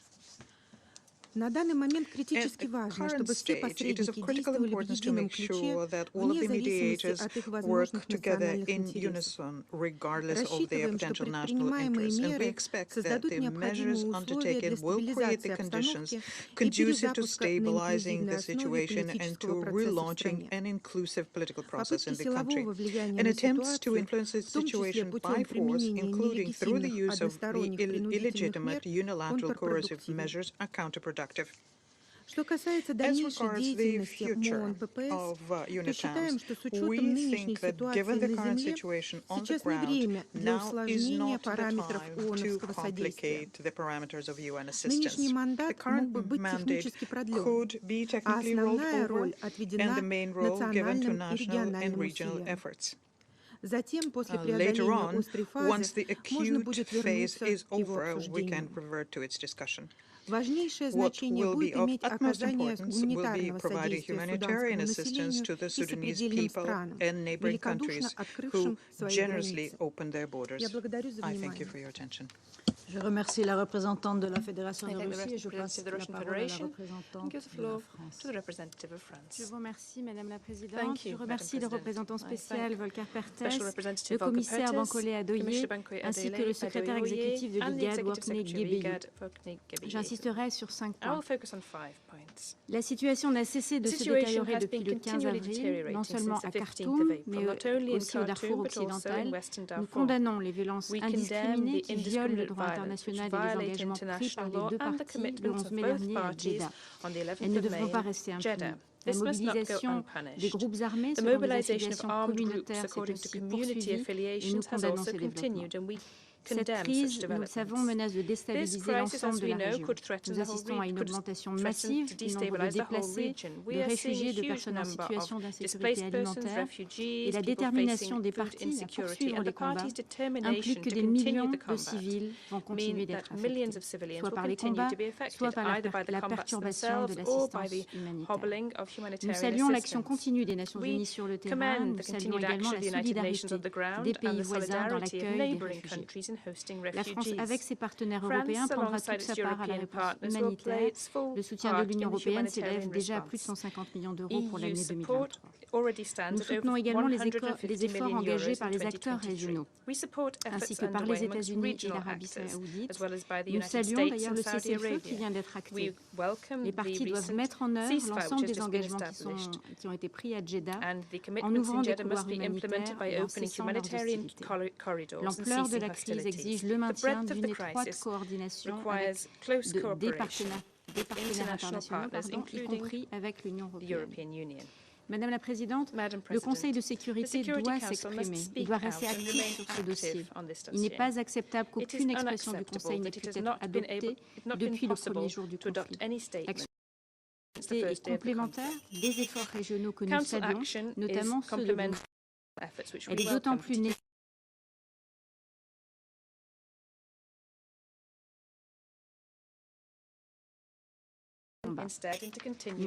notre plein soutien à l'action des Nations Unies et de la MINUATS. Nous saluons la poursuite des efforts du représentant auprès des parties en lien avec l'Union africaine, l'IGAD, et nous encourageons aussi la MINUATS à l'action des forces politiques qui prônent l'apaisement.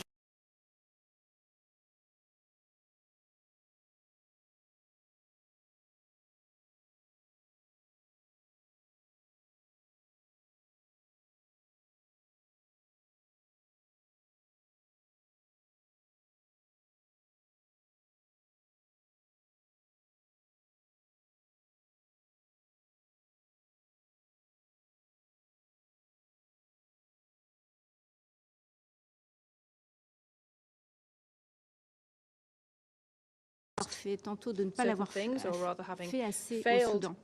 Et ces réflexions sont complètement décalées alors que le moteur du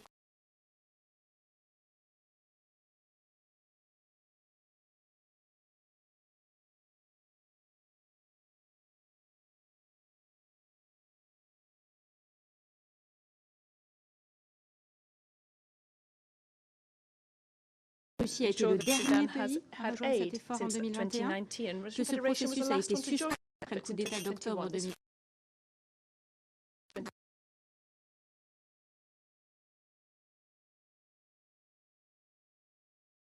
Démocratique n'est pas davantage imposée de l'extérieur, elle résulte des aspirations de la population soudanaise elle-même. Et le coup d'État 2021 a contribué à nous mener à la crise actuelle. Je vous remercie. Je remercie la représentante de la France.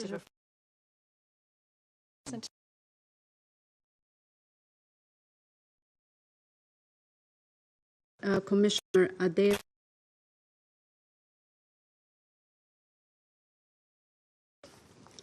Also, let me express Albania's deep gratitude to SRSG PERS and team for and tireless efforts in Sudan, especially during this very challenging his situation in the country and commend his presence here today despite the dangerous circumstances of traveling in and out of the country.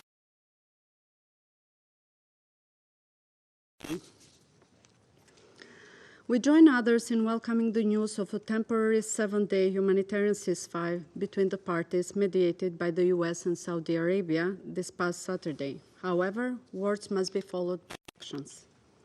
Continuing the conflict will only worsen divisions, fragment society, and escalate the risk of prolonged intercommunal clashes. Albania deeply regrets the current situation in Sudan, compromise the significant progress that had already been achieved when the conflict erupted. The risk of severe regional fragmentation is extremely high and deserves the Council. We are gravely concerned about the scale of casualties, injuries, and displacement in Khartoum and Darfur of newly people. In this regard, we commend the neighboring countries of Sudan for open. Furthermore, conflict disproportionately affects communities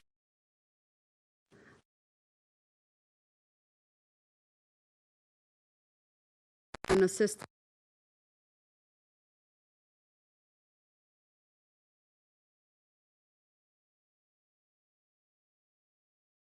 Vulnerability to sexual violence. We urge both conflicting parties to uphold their obligations under international humanitarian law to protect civilians and infrastructure. We strongly condemn acts of violence targeting diplomats, humanitarian organizations, medical workers, and the looting of their properties. Furthermore, it is imperative to ensure the safe movement of civilians in areas of ongoing access to essential resources such as food, water, and medical supplies. In concluding, we commend all diplomatic efforts made by the international community, regional actors, UN, African Union, and IGAD, and the League of Arab States. And Albania reiterates its strong support for UNITAMS and commend the mission's work and its dedicated team led by SRSG PERS. I thank you. Je remercie la représentante de l'Albanie et je vais maintenant faire une déclaration en ma qualité de représentante de la Suisse.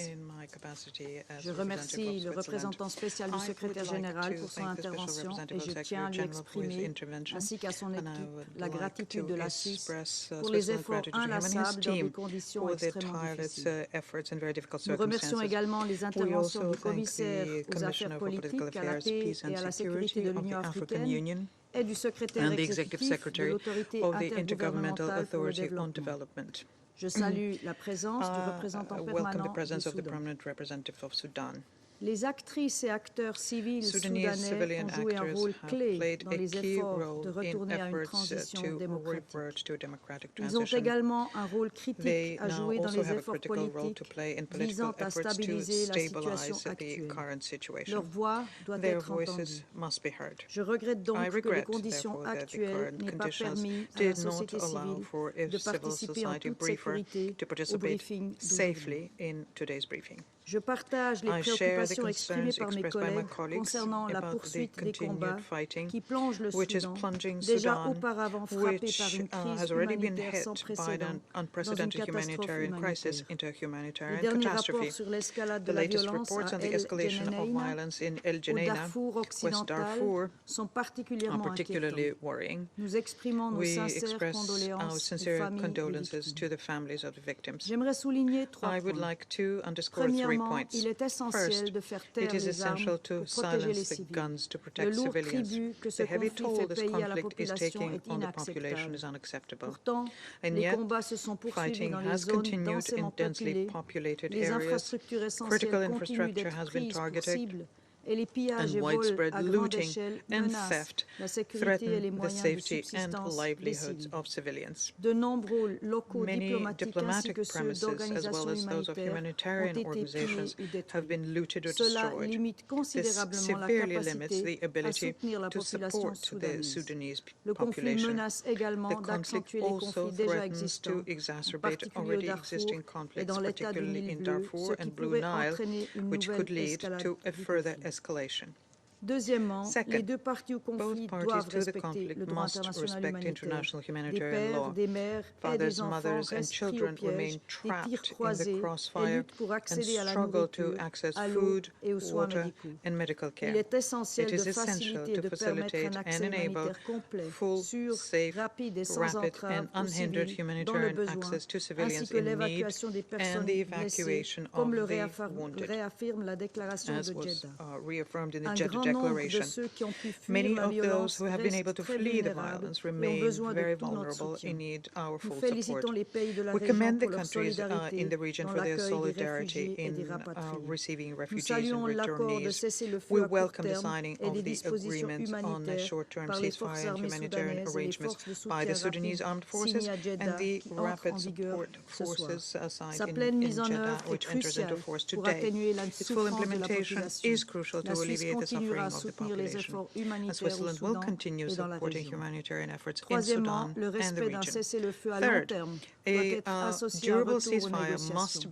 À cet égard, nous soutenons les efforts diplomatiques en cours, en particulier ceux de l'Union africaine, de l'Autorité intergouvernementale pour le développement, de la Ligue des États arabes, de la MINUAT, des pays voisins et des partenaires bilatéraux. Ces efforts diplomatiques doivent être étroitement coordonnés. Dans la perspective d'un éventuel retour à un processus politique, il est à souligner que les acteurs et actrices civils soudanais restent au cœur de tout soutien durable. Pour conclure, nous réitérons notre plein soutien à la MINUAT et au mécanisme trilatéral. Nous sommes aux côtés du peuple soudanais pour réaliser ses aspirations à la paix, à la justice et à la gouvernance démocratique. Je reprends maintenant mes fonctions de présidente du Conseil. La représentante de la Fédération de Russie demande la parole pour faire une autre déclaration. Благодарю, госпожа председатель. Выступление представителя Франции is well known by this. Our Western colleagues only mean themselves, is never guilty of anything at all. They are only bringing in democracy, peace, but this never ends up in stability, however. This way, peace and democracy were brought into Libya, Somalia, and many other regions of the world. As regards the peaceful and economic efforts of France in Africa, then volumes and volumes have been written about that already. I thank you for your attention. Merci. Thank you. Je donne maintenant la parole au représentant du Soudan. To the representative of the Sudan. In the name of God, most gracious, most merciful. Bismillahirrahmanirrahim. شكرا السيدة الرئيسة. Thank you, Madam President. أشكر السيد فولكر بيرتيس الممثل الخاص للأمين العام ورئيس بعثة يونيتامز على إحاطته الإضافية وقد أحطنا علما بتقرير الأمين العام حول المسألة والصادر تحت الرمز S2023/355. ثم أشكر السيد بانكولي مفوض الشؤون السياسية للاتحاد الأفريقي، والسيد وركيني السكرتير التنفيذي للإيجاد، وأشكر أيضا السيد السفير بيدرو كوماساريو الذي ألقى كلمته الموحدة نيابة وبيانه الموحد نيابة عن الRTVE، وأرحب أيضا بالمنسقة المقيمة الجديدة كليمنتين سلام، وأترحم على أرواح الذين سقطوا خلال فترة الاشتباكات. أقسم هذا البيان إلى محاور. المحور الأول الهدنة ووقف إطلاق النار والعون الإنساني. بعون الله تم توقيع اتفاقية وقف إطلاق النار قصير الأمد والترتيبات الإنسانية بين القوات المسلحة السودانية وقوات الدعم السريع في 20 مايو الجاري بهدف وضع حد للاشتباكات المسلحة وهو قابل للتجديد ليفضي إلى وقف مستدام لإطلاق النار سيصل لمدة أسبوع بدءا من اليوم. وهذا الاتفاق يعزز إعلان جدة الموقع بتاريخ 11 مايو والحافز الأكبر والهدف الغائي لهذه الاتفاقية التي رعتها مشكورة المملكة العربية السعودية والولايات المتحدة الأمريكية هو تفادي تهديد الحياة المدنية ووقف تأثيرات النزاع على المدنيين والاقتصاد وتعزيز الامتثال للقانون الدولي الإنساني واحترام حقوق الإنسان وتسهيل مرور المساعدات الإنسانية واحترام تسهيل مرور المساعدات الإنسانية إلى المحتاجين والمتضررين واستعادة الخدمات الأساسية. ويلزم الاتفاق الطرف الآخر بالإجلاء والامتناع عن الاستحواذ وحماية كافة المرافق العامة وبالأخص المستشفيات والمرافق الطبية ومنشآت الكهرباء والمياه. كما توجد آلية مراقبة محددة للتنسيق تشرف على تجديد وتحديث الاتفاق يشمل حيز الاتفاق جميع أنحاء السودان وقف الأعمال العدائية واستهداف الطائرات المدنية أو الناقلة للعون الإنساني ووقف التزود بالأسلحة من مصادر أجنبية واحتلال دور السكن المدنية وتخريب البنية التحتية أو التحشيد العسكري ومصادرة الممتلكات والإمدادات الإنسانية وأعمال النهب والسلب والتخريب. الوضعية الإنسانية. إن الاتفاقية تخاطب بشكل عملي الشواغل المتعلقة بالإغاثة الإنسانية وتأمين وصولها وآلية الإشراف عليها على النحو التالي. من جانبها سوف تتمسك حكومة السودان بمبادئ إعلان جدة المتكامل مع هذا الاتفاق الجديد مع احترام القانون الدولي الإنساني وحقوق الإنسان، وسوف تهيئ الظروف المواتية لوصول تقديم الإغاثة الطارئة وتوفير الضمانات الأمنية لوصول الوكالات الإنسانية إلى المحتاجين للإغاثة بدون عوائق وضمان حماية العاملين في المجال الإنساني. وسوف تتعاون مع اللجنة الدولية للصليب الأحمر بشأن المحتجزين والأسرى خلال فترة النزاع وذلك خضوعا لدواعي السيادة. وبشأن آلية المراقبة والتنسيق فقد وافقت حكومة السودان على إنشاء اللجنة المذكورة من 3 ممثلين لكلا الطرفين المسهلين أي المملكة العربية السعودية والولايات المتحدة الأمريكية، و3 ممثلين لكل طرف مع تحديد نقاط اتصال لتنفيذ وقف إطلاق النار قصير الأمد والمتجدد والمساعدات الإنسانية. ويمكن للأطراف الدولية الإنسانية الفاعلة العاملة في السودان مثل مكتب الأمم المتحدة لتنسيق الشؤون الإنسانية والصليب الأحمر الدولي التواصل مع الآلية المذكورة بشأن انتهاكات وقف إطلاق النار أو عند تعريض المساعدات الإنسانية للخطر. وهذه الآلية ستقوم بالتنسيق مع الأطراف الإنسانية وضمان حماية المدنيين وحريتهم في التنقل مع ضمان احترام حياة العمل والعاملين فيه أصحاب السعادة. نتيجة للوضع الإنساني والغذائي الناجم بسبب الظروف الحالية أطلقت حكومة السودان مبادرة بشأن الوضع الإنساني جرت مناشدة المجتمع الدولي ومنظمة الأمم المتحدة ووكالاتها المتخصصة والمنظمات الإقليمية ذات الصلة وكل دول العالم والمانحين بتقديم المساعدات الإنسانية. وقد تعهدت حكومة السودان بتخصيص ميناء بورت سودان ومطارات بورت سودان ودونغولا ووادي سيدنا لاستلام المساعدات على أن تتولى توزيعها وكالات الأمم المتحدة والمنظمات الوطنية وفقا لإجراءات مفوضية العون الإنساني السوداني، وعملا بموجهات العمل الإنساني التي تشدد على الإنسانية والحيادية والنزاهة في القيام بالأنشطة الإنسانية.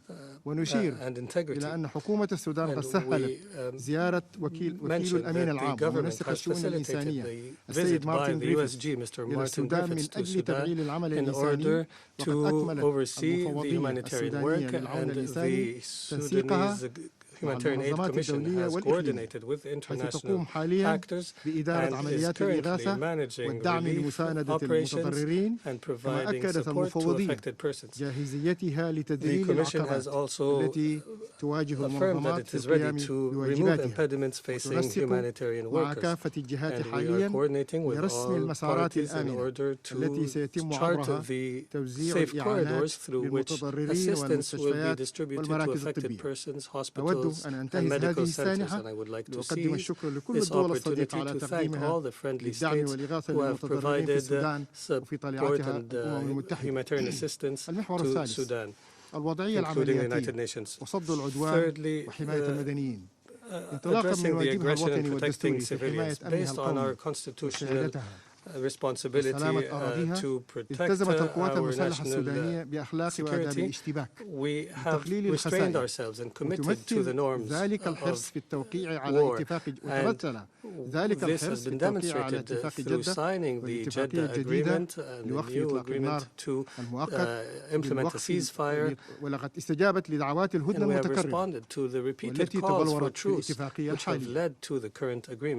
لقد استطاعت القوات المسلحة امتصاص الصدمة العدوانية المخطط كبير كان يستهدف القضاء على الدولة السودانية، وحافظت على السيطرة والبناء والتواصل والالتزام باستراتيجية اشتباك لتأمين دائرة حدود الاشتباك وحصرها في نطاق ضيق ومنع العدوان من تحقيق أي تقدم استراتيجي، حيث نجحت في ضبط عمليات التعزيزات العسكرية وتحييد محاولات الميليشيا في موضعة قواتها وإعادة تموينها من خارج الحدود. We have prevented the insurgent militias from receiving assistance from across the borders, and we have used, the Sudanese armed forces have used limited impact weapons that are carefully للقوات المتوردة نوايا عدائية وهي تسعى للحصول على موارد إضافية ومواد تموين وتشويه وقتال من بعض المناطق داخل السودان أو من حلفائهم من خارج الحدود.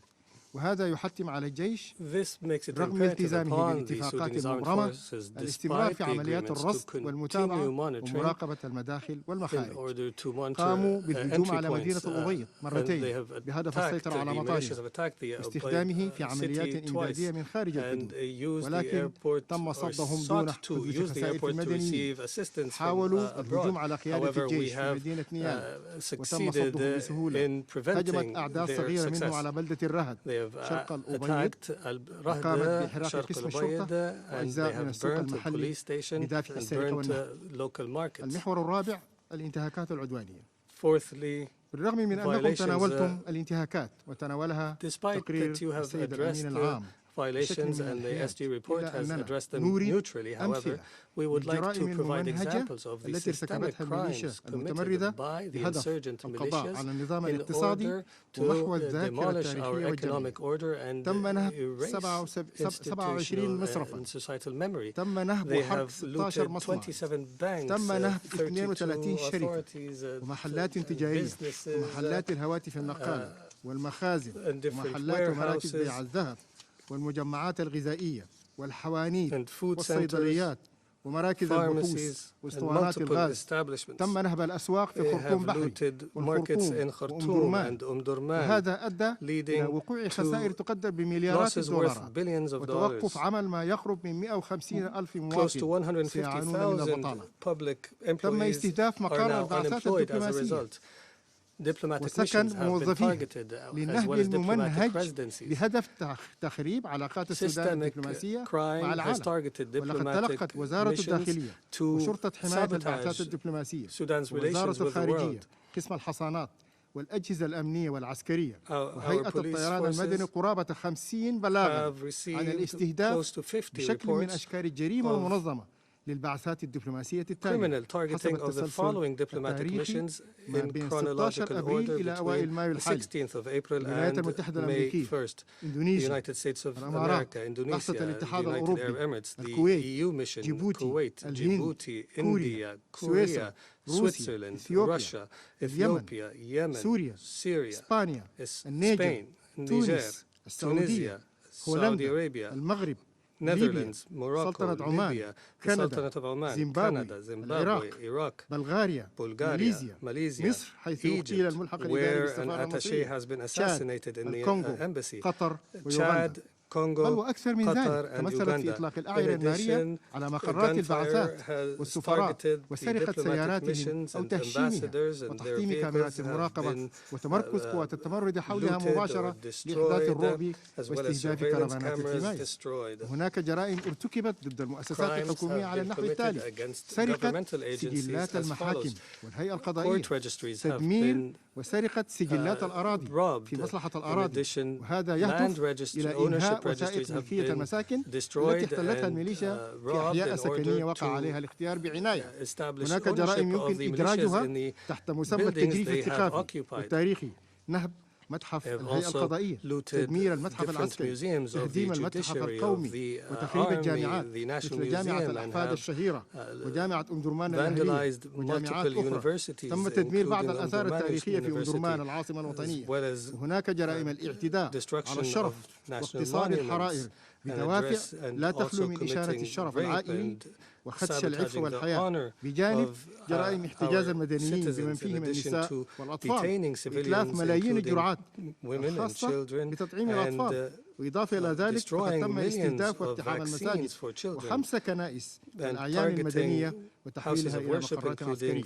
وفي هذا الإطار نشير إلى تصريح الأستاذ سليمان إسحاق يدير وحدة مكافحة العنف ضد المرأة بشأن التحقيق في حالات الاغتصاب التي ارتكبتها الميليشيا المتمردة.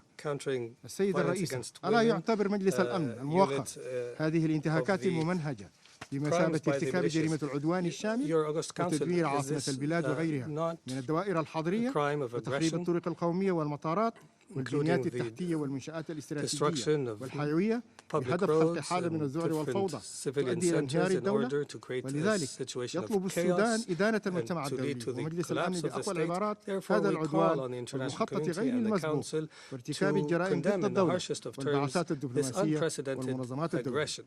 السيدات والسادة، فيما يخص بناء السلام الأهلي بموازاة الجهود الرسمية التي بذلتها يونيتامز التي تبذلها أيضا حكومة السودان، هناك جهود أهلية أخرى تقوم بها منظمات المجتمع المدني من أجل بناء السلام المدني وتفعيل التراضي المجتمعي. في هذا الإطار وقعت المكونات المدنية بولاية جنوب دارفور وثيقة عقد اجتماعي وتراضي مجتمعي ضمت 80 قبيلة بالولايات. ذكر بعض الوفود أن هناك أثر إثني يتفاقم، وذلك لتطبيق ما ذكرتم، وذلك ضمن جهود المبادرة المجتمعية للولاية لوقف الحرب واستعادة الحياة المدنية ولمعالجة الأوضاع بمدينة الجنينة وولاية غرب دارفور. انعقد اجتماع طارئ ضم حاكم إقليم دارفور مع ولايات دارفور حيث تقرر قيام الولاية برئاسة حاكم الإقليم بزيارة عاجلة إلى الجنينة حاضرة ولاية غرب دارفور بصحبة المتطوعين من الأطقم الطبية والإدارات الأهلية والمنظمات الوطنية والمبادرون للوقوف ميدانيا على الأوضاع الأمنية والإنسانية والعمل مع سلطات الولاية لنزع فتيل الأزمة واستتباب الأمن وتحقيق السلام بعد الأحداث الدموية التي شهدتها الولاية على مدار الأيام الماضية. كما تم إرسال الأدوية والمواد الإيوائية الموجودة In addition, supplies and medicine has been provided from Port Sudan to be distributed among the affected, and all internal roads have been secured to and from Darfur. Madam President, on the regional implications, there is a misunderstanding regarding the classification of the Sudanese who have resorted to neighboring countries in recent days using the terms refugees and internally displaced persons. A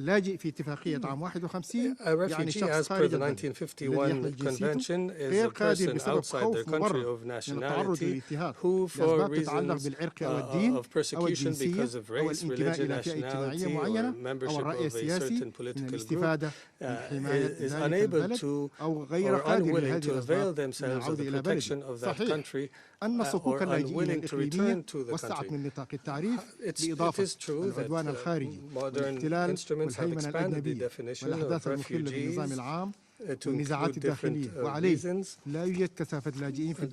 but accordingly, there are no refugees in Egypt or Eritrea or Chad. They have not been classified as such. On the guidelines on internal displacement, فهم الذين أجبروا على مغادرة منازلهم أو مساكنهم وأماكن إقامتهم المعتادة لتجنب آثار النزاع المسلح أو العنف المعمم أو الكوارث الطبيعية وانتهاكات حقوق الإنسان، ولكنهم لم يعبروا حدودا معترفا بها دوليا، ولذلك لا توجد الآن مخيمات في الخرطوم ولا في الضواحي والأرياف والمدن لأقاليم السودان لإيواء الذين غادروا الخرطوم وعادوا إلى ذويهم وأهلهم في الأقاليم، وهي إحدى ميزات التضامن العائلي والتكافل الاجتماعي السائدة في السودان وربوعه ويعلمها العالم بأجمعه، ولا يفوت الذين أدرجوا هؤلاء ضمن فئة المشردين داخليا والإشارة إلى ارتفاع أعدادهم بعد الاشتباكات المسلحة الحالية أن هذا التعريف الوصفي لا يمنح وضعا قانونيا خاصا للأشخاص النازحين داخليا، فطالما بقوا داخل وطنهم فهم مواطنين، ولذلك لا يمكن تصنيفهم مشردين داخليا. بالرغم من ذلك فإن الألوف من السودانيين الذين انضموا إلى أسرهم بالأقاليم يعانون بشكل رهيب من الشظف وهم بحاجة عاجلة إلى إغاثة في كافة أقاليم السودان. أما بشأن الأعداد الكبيرة الذين عبروا إلى بعض دول الجوار وهم متضررين وفي ظروف صعبة مثل مصر وإثيوبيا وتشاد وجنوب السودان، إن الكثير منهم لم يسجلوا أنفسهم كلاجئين وليس لديهم موارد ذاتية مثل بعض المنشورين ممن وفد إلى مصر وإثيوبيا مثلا، ولذلك لا بد أن يمنحوا أولوية خاصة كي يحصلوا على الدعم الإنساني. يرجى الإشارة إلى أن عدد السودانيين الذين وصلوا إلى إثيوبيا عبر معبر الجلابات بقصد السفر إلى إثيوبيا أو مناطق أخرى بلغ 3568 حتى 18 مايو، من بينهم 30 لاجئ فقط تم تسجيلهم. عدد السودانيين الذين قاموا بالتسجيل بغرض اللجوء منذ 12 مايو يزيد على 100 شخص فقط، حتى تاريخ 18 مايو الذين تم ترحيلهم إلى معسكر اللاجئين في إثيوبيا عددهم 60 لاجئ فقط. أغلبية السودانيين الذين غادروا البلاد عبر معبر الجلابات لم يطلبوا اللجوء في إثيوبيا، بل كانت وجهتهم إلى دول الخليج ومصر، ويمثلون نسبة 95% من القادمين ويحملون تأشيرات إلكترونية. 2% فقط من السودانيين ممن وصلوا إلى إثيوبيا جاءوا بتأشيرة دخول سياحية لمدة شهر. من حيث التوصيف الاجتماعي معظم المغادرين للبلاد أغلبهم كان من طبقة الأثرياء ورجال الأعمال والأسر ميسورة الحال، وكانوا يقيمون في أديس أبابا وفي مصر.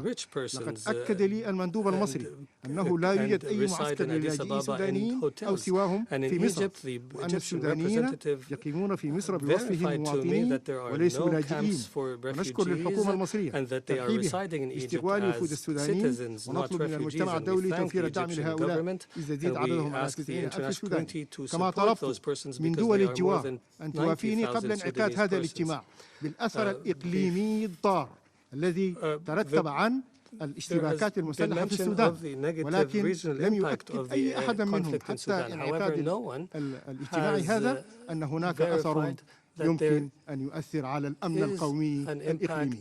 السيد الرئيس، فيما يتعلق بالمساعي الإقليمية، الإيجاد والاتحاد الأفريقي، إن السودان يدعم أجندة الاتحاد الأفريقي للعام 2013 وبالأخص برنامج إسكات البرادة في أفريقيا في الدول التي خرجت حديثا من نزاعات مسلحة طويلة الأمد بهدف بناء قدرات الصمود وإعادة الهدوء وتفعيل الدور الوظيفي للمجتمعات المستهدفة وما ورد في أجندة الPCRD. يتطلع السودان إلى الإيجاد في الارتباط الإيجابي ودورها في إطار اللجنة الثلاثية التي تضم الرؤساء موسيفيني وسالفا كير وإسماعيل جيلي. وسوف يشارك السودان في أعمال القمة العادية لدول الإيجاد التي تنعقد في جيبوتي في 12 يونيو الجاي القادم. بما أن معظم الوفود تناولت دور يونيتمز وأهميته، أرجو أن أشير إلى أن يونيتمز هي بحثة قررها السودان وطالب بها طوعا حيث اعتمدها مجلس الأمن في عام 2020، وهي بحثة متكاملة لمساعدة الانتقال في السودان بموجب الفصل السادس.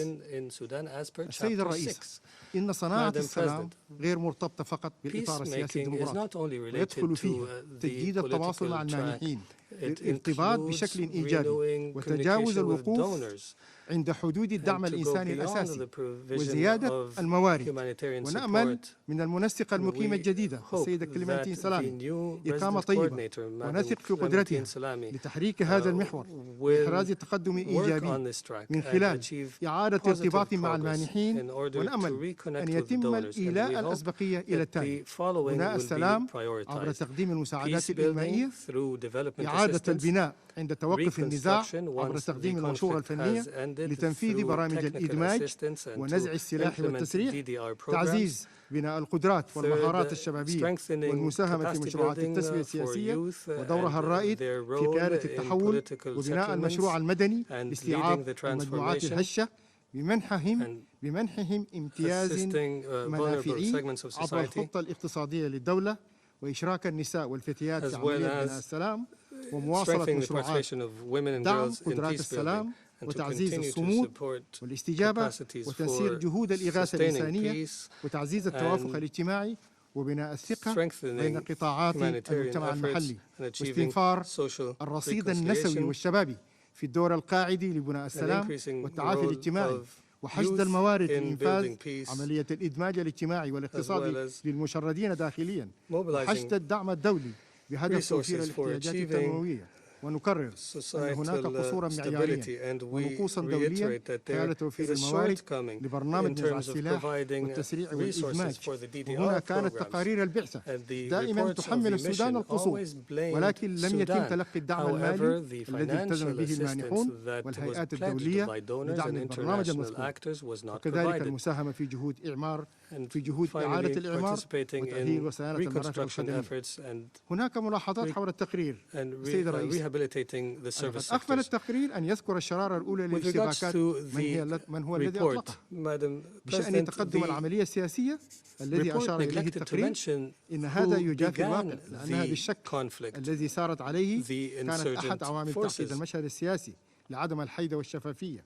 لاحظنا إن السيد رئيس البعثة الموقر أرسل رسائل أدت لنتائج سلبية، مثل قصر فترة دمج الدعم السريع فترة دمج الدعم السريع خلال 5 أعوام، وإلى جنوح بعض الفصائل السياسية إلى عدم المرونة، وإطلاق تصريحات إعلامية تنطوي على تضييق الخيارات وتهدد بالحرب، مثل تصريحات بعض قيادات المجلس المركزي، وبخصوص الإشادة بدور بعض لجان المقاومة في تقديم الخدمات في المجتمعات المضيفة للمحتجزين للمغادرين من الخرطوم. فقد تم أيضا إرسال ذكر كلية المجتمعات المضيفة وسكان الأحياء ولجانها. ورغم توفر الشواهد على تورط عناصر الميليشيا المتمردة في أعمال القتل ونهب المدينة وتعريضهم للابتزاز واقتحام حرمة المنازل والمرافق الصحية، فإن ذلك لم يتم استنكاره وشجبه خلافا لما درجت عليه تقاريرها في توجيه الاتهامات للقوات النظامية خلال فترة التظاهرات. اتهام الجانب الحكومي بعدم الالتزام بالهدنة الإنسانية لم يكن بقصد النقوص منها، ولكن لعدم التزام الميليشيا المتمردة بالاتفاق والاستمرار في مهاجمة القوات المسلحة بشهادة المساجين أنفسهم أن الميليشيا هي التي فتحت أبواب السجون لتمكينهم من الخروج، ولا يرجع ذلك إلى عدم توفر الغذاء، ولكن لأنهم اعتدوا أيضا على قوات الشرطة في سجن الهدى وسجن سوبا، مما مهد لمجرمين يقضون فترة حكم قضائي بالسجن ويمثلون خطر على المجتمع بالإفلات. وفيما يخص التأشيرات الجديدة، فإن إجلاء الأمم المتحدة لموظفيها بسبب خطورة بيئة العمل ومقتل بعض العاملين في الحقل الإنساني يعد مبررا كافيا وحاجة لصالح حكومة السودان في التريث في منح التأشيرات الدخول الجديدة كي يتم الإطمئنان وتوفير البيئة على سلامة موظفي الأمم المتحدة ووكالاتها. إن الحكومة تقدم التسهيلات اللازمة للعمل الإنساني عبر اللجنة العليا للطوارئ الإنسانية برئاسة وزير التنمية الاجتماعية، ويوجد ممثلون لوزارة الخارجية والمؤسسات الأخرى في بورسودان لتسهيل الإجراءات. كما إن البحث لم تبذل أي مجهود ملموس في تنفيذ مشروعات SLF في دارفور والنيل الأزرق وجنوب كردفان. كان نهج البحث عدم التوازن في التواصل مع المكونات السياسية مما أضعف مردود ورش العمل التي نظمتها في الحكم الديمقراطي أو السلام المستدام، أو بسبب خلل في المنهج وأسلوب المقاربة وعدم استصحاب إمكانات الظرف المحلي، مما أضعف الملكية الوطنية والبعد عن الأولويات الملحة. فيما يتعلق بحماية المدنيين والبعثات، فقد اتخذت الحكومة كل ما يلزم من إجراءات بما فيها الحماية المضافة لرئيس البعثة وطاقم قيادتها الأعلى، ولكن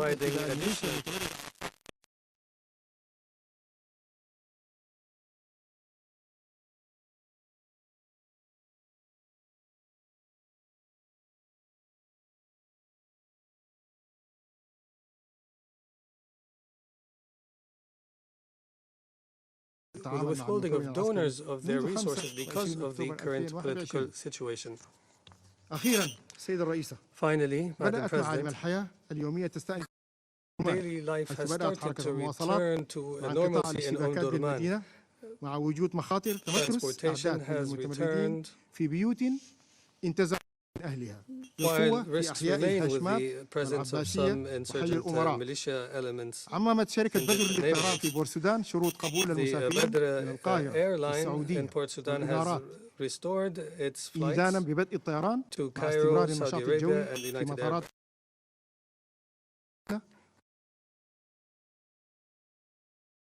قسم الطيران المدني لربط السودان بالعالم الخارجي من بورسودان. استمرت حركة البساط عادية من الخرطوم إلى بورسودان مدن الدمار.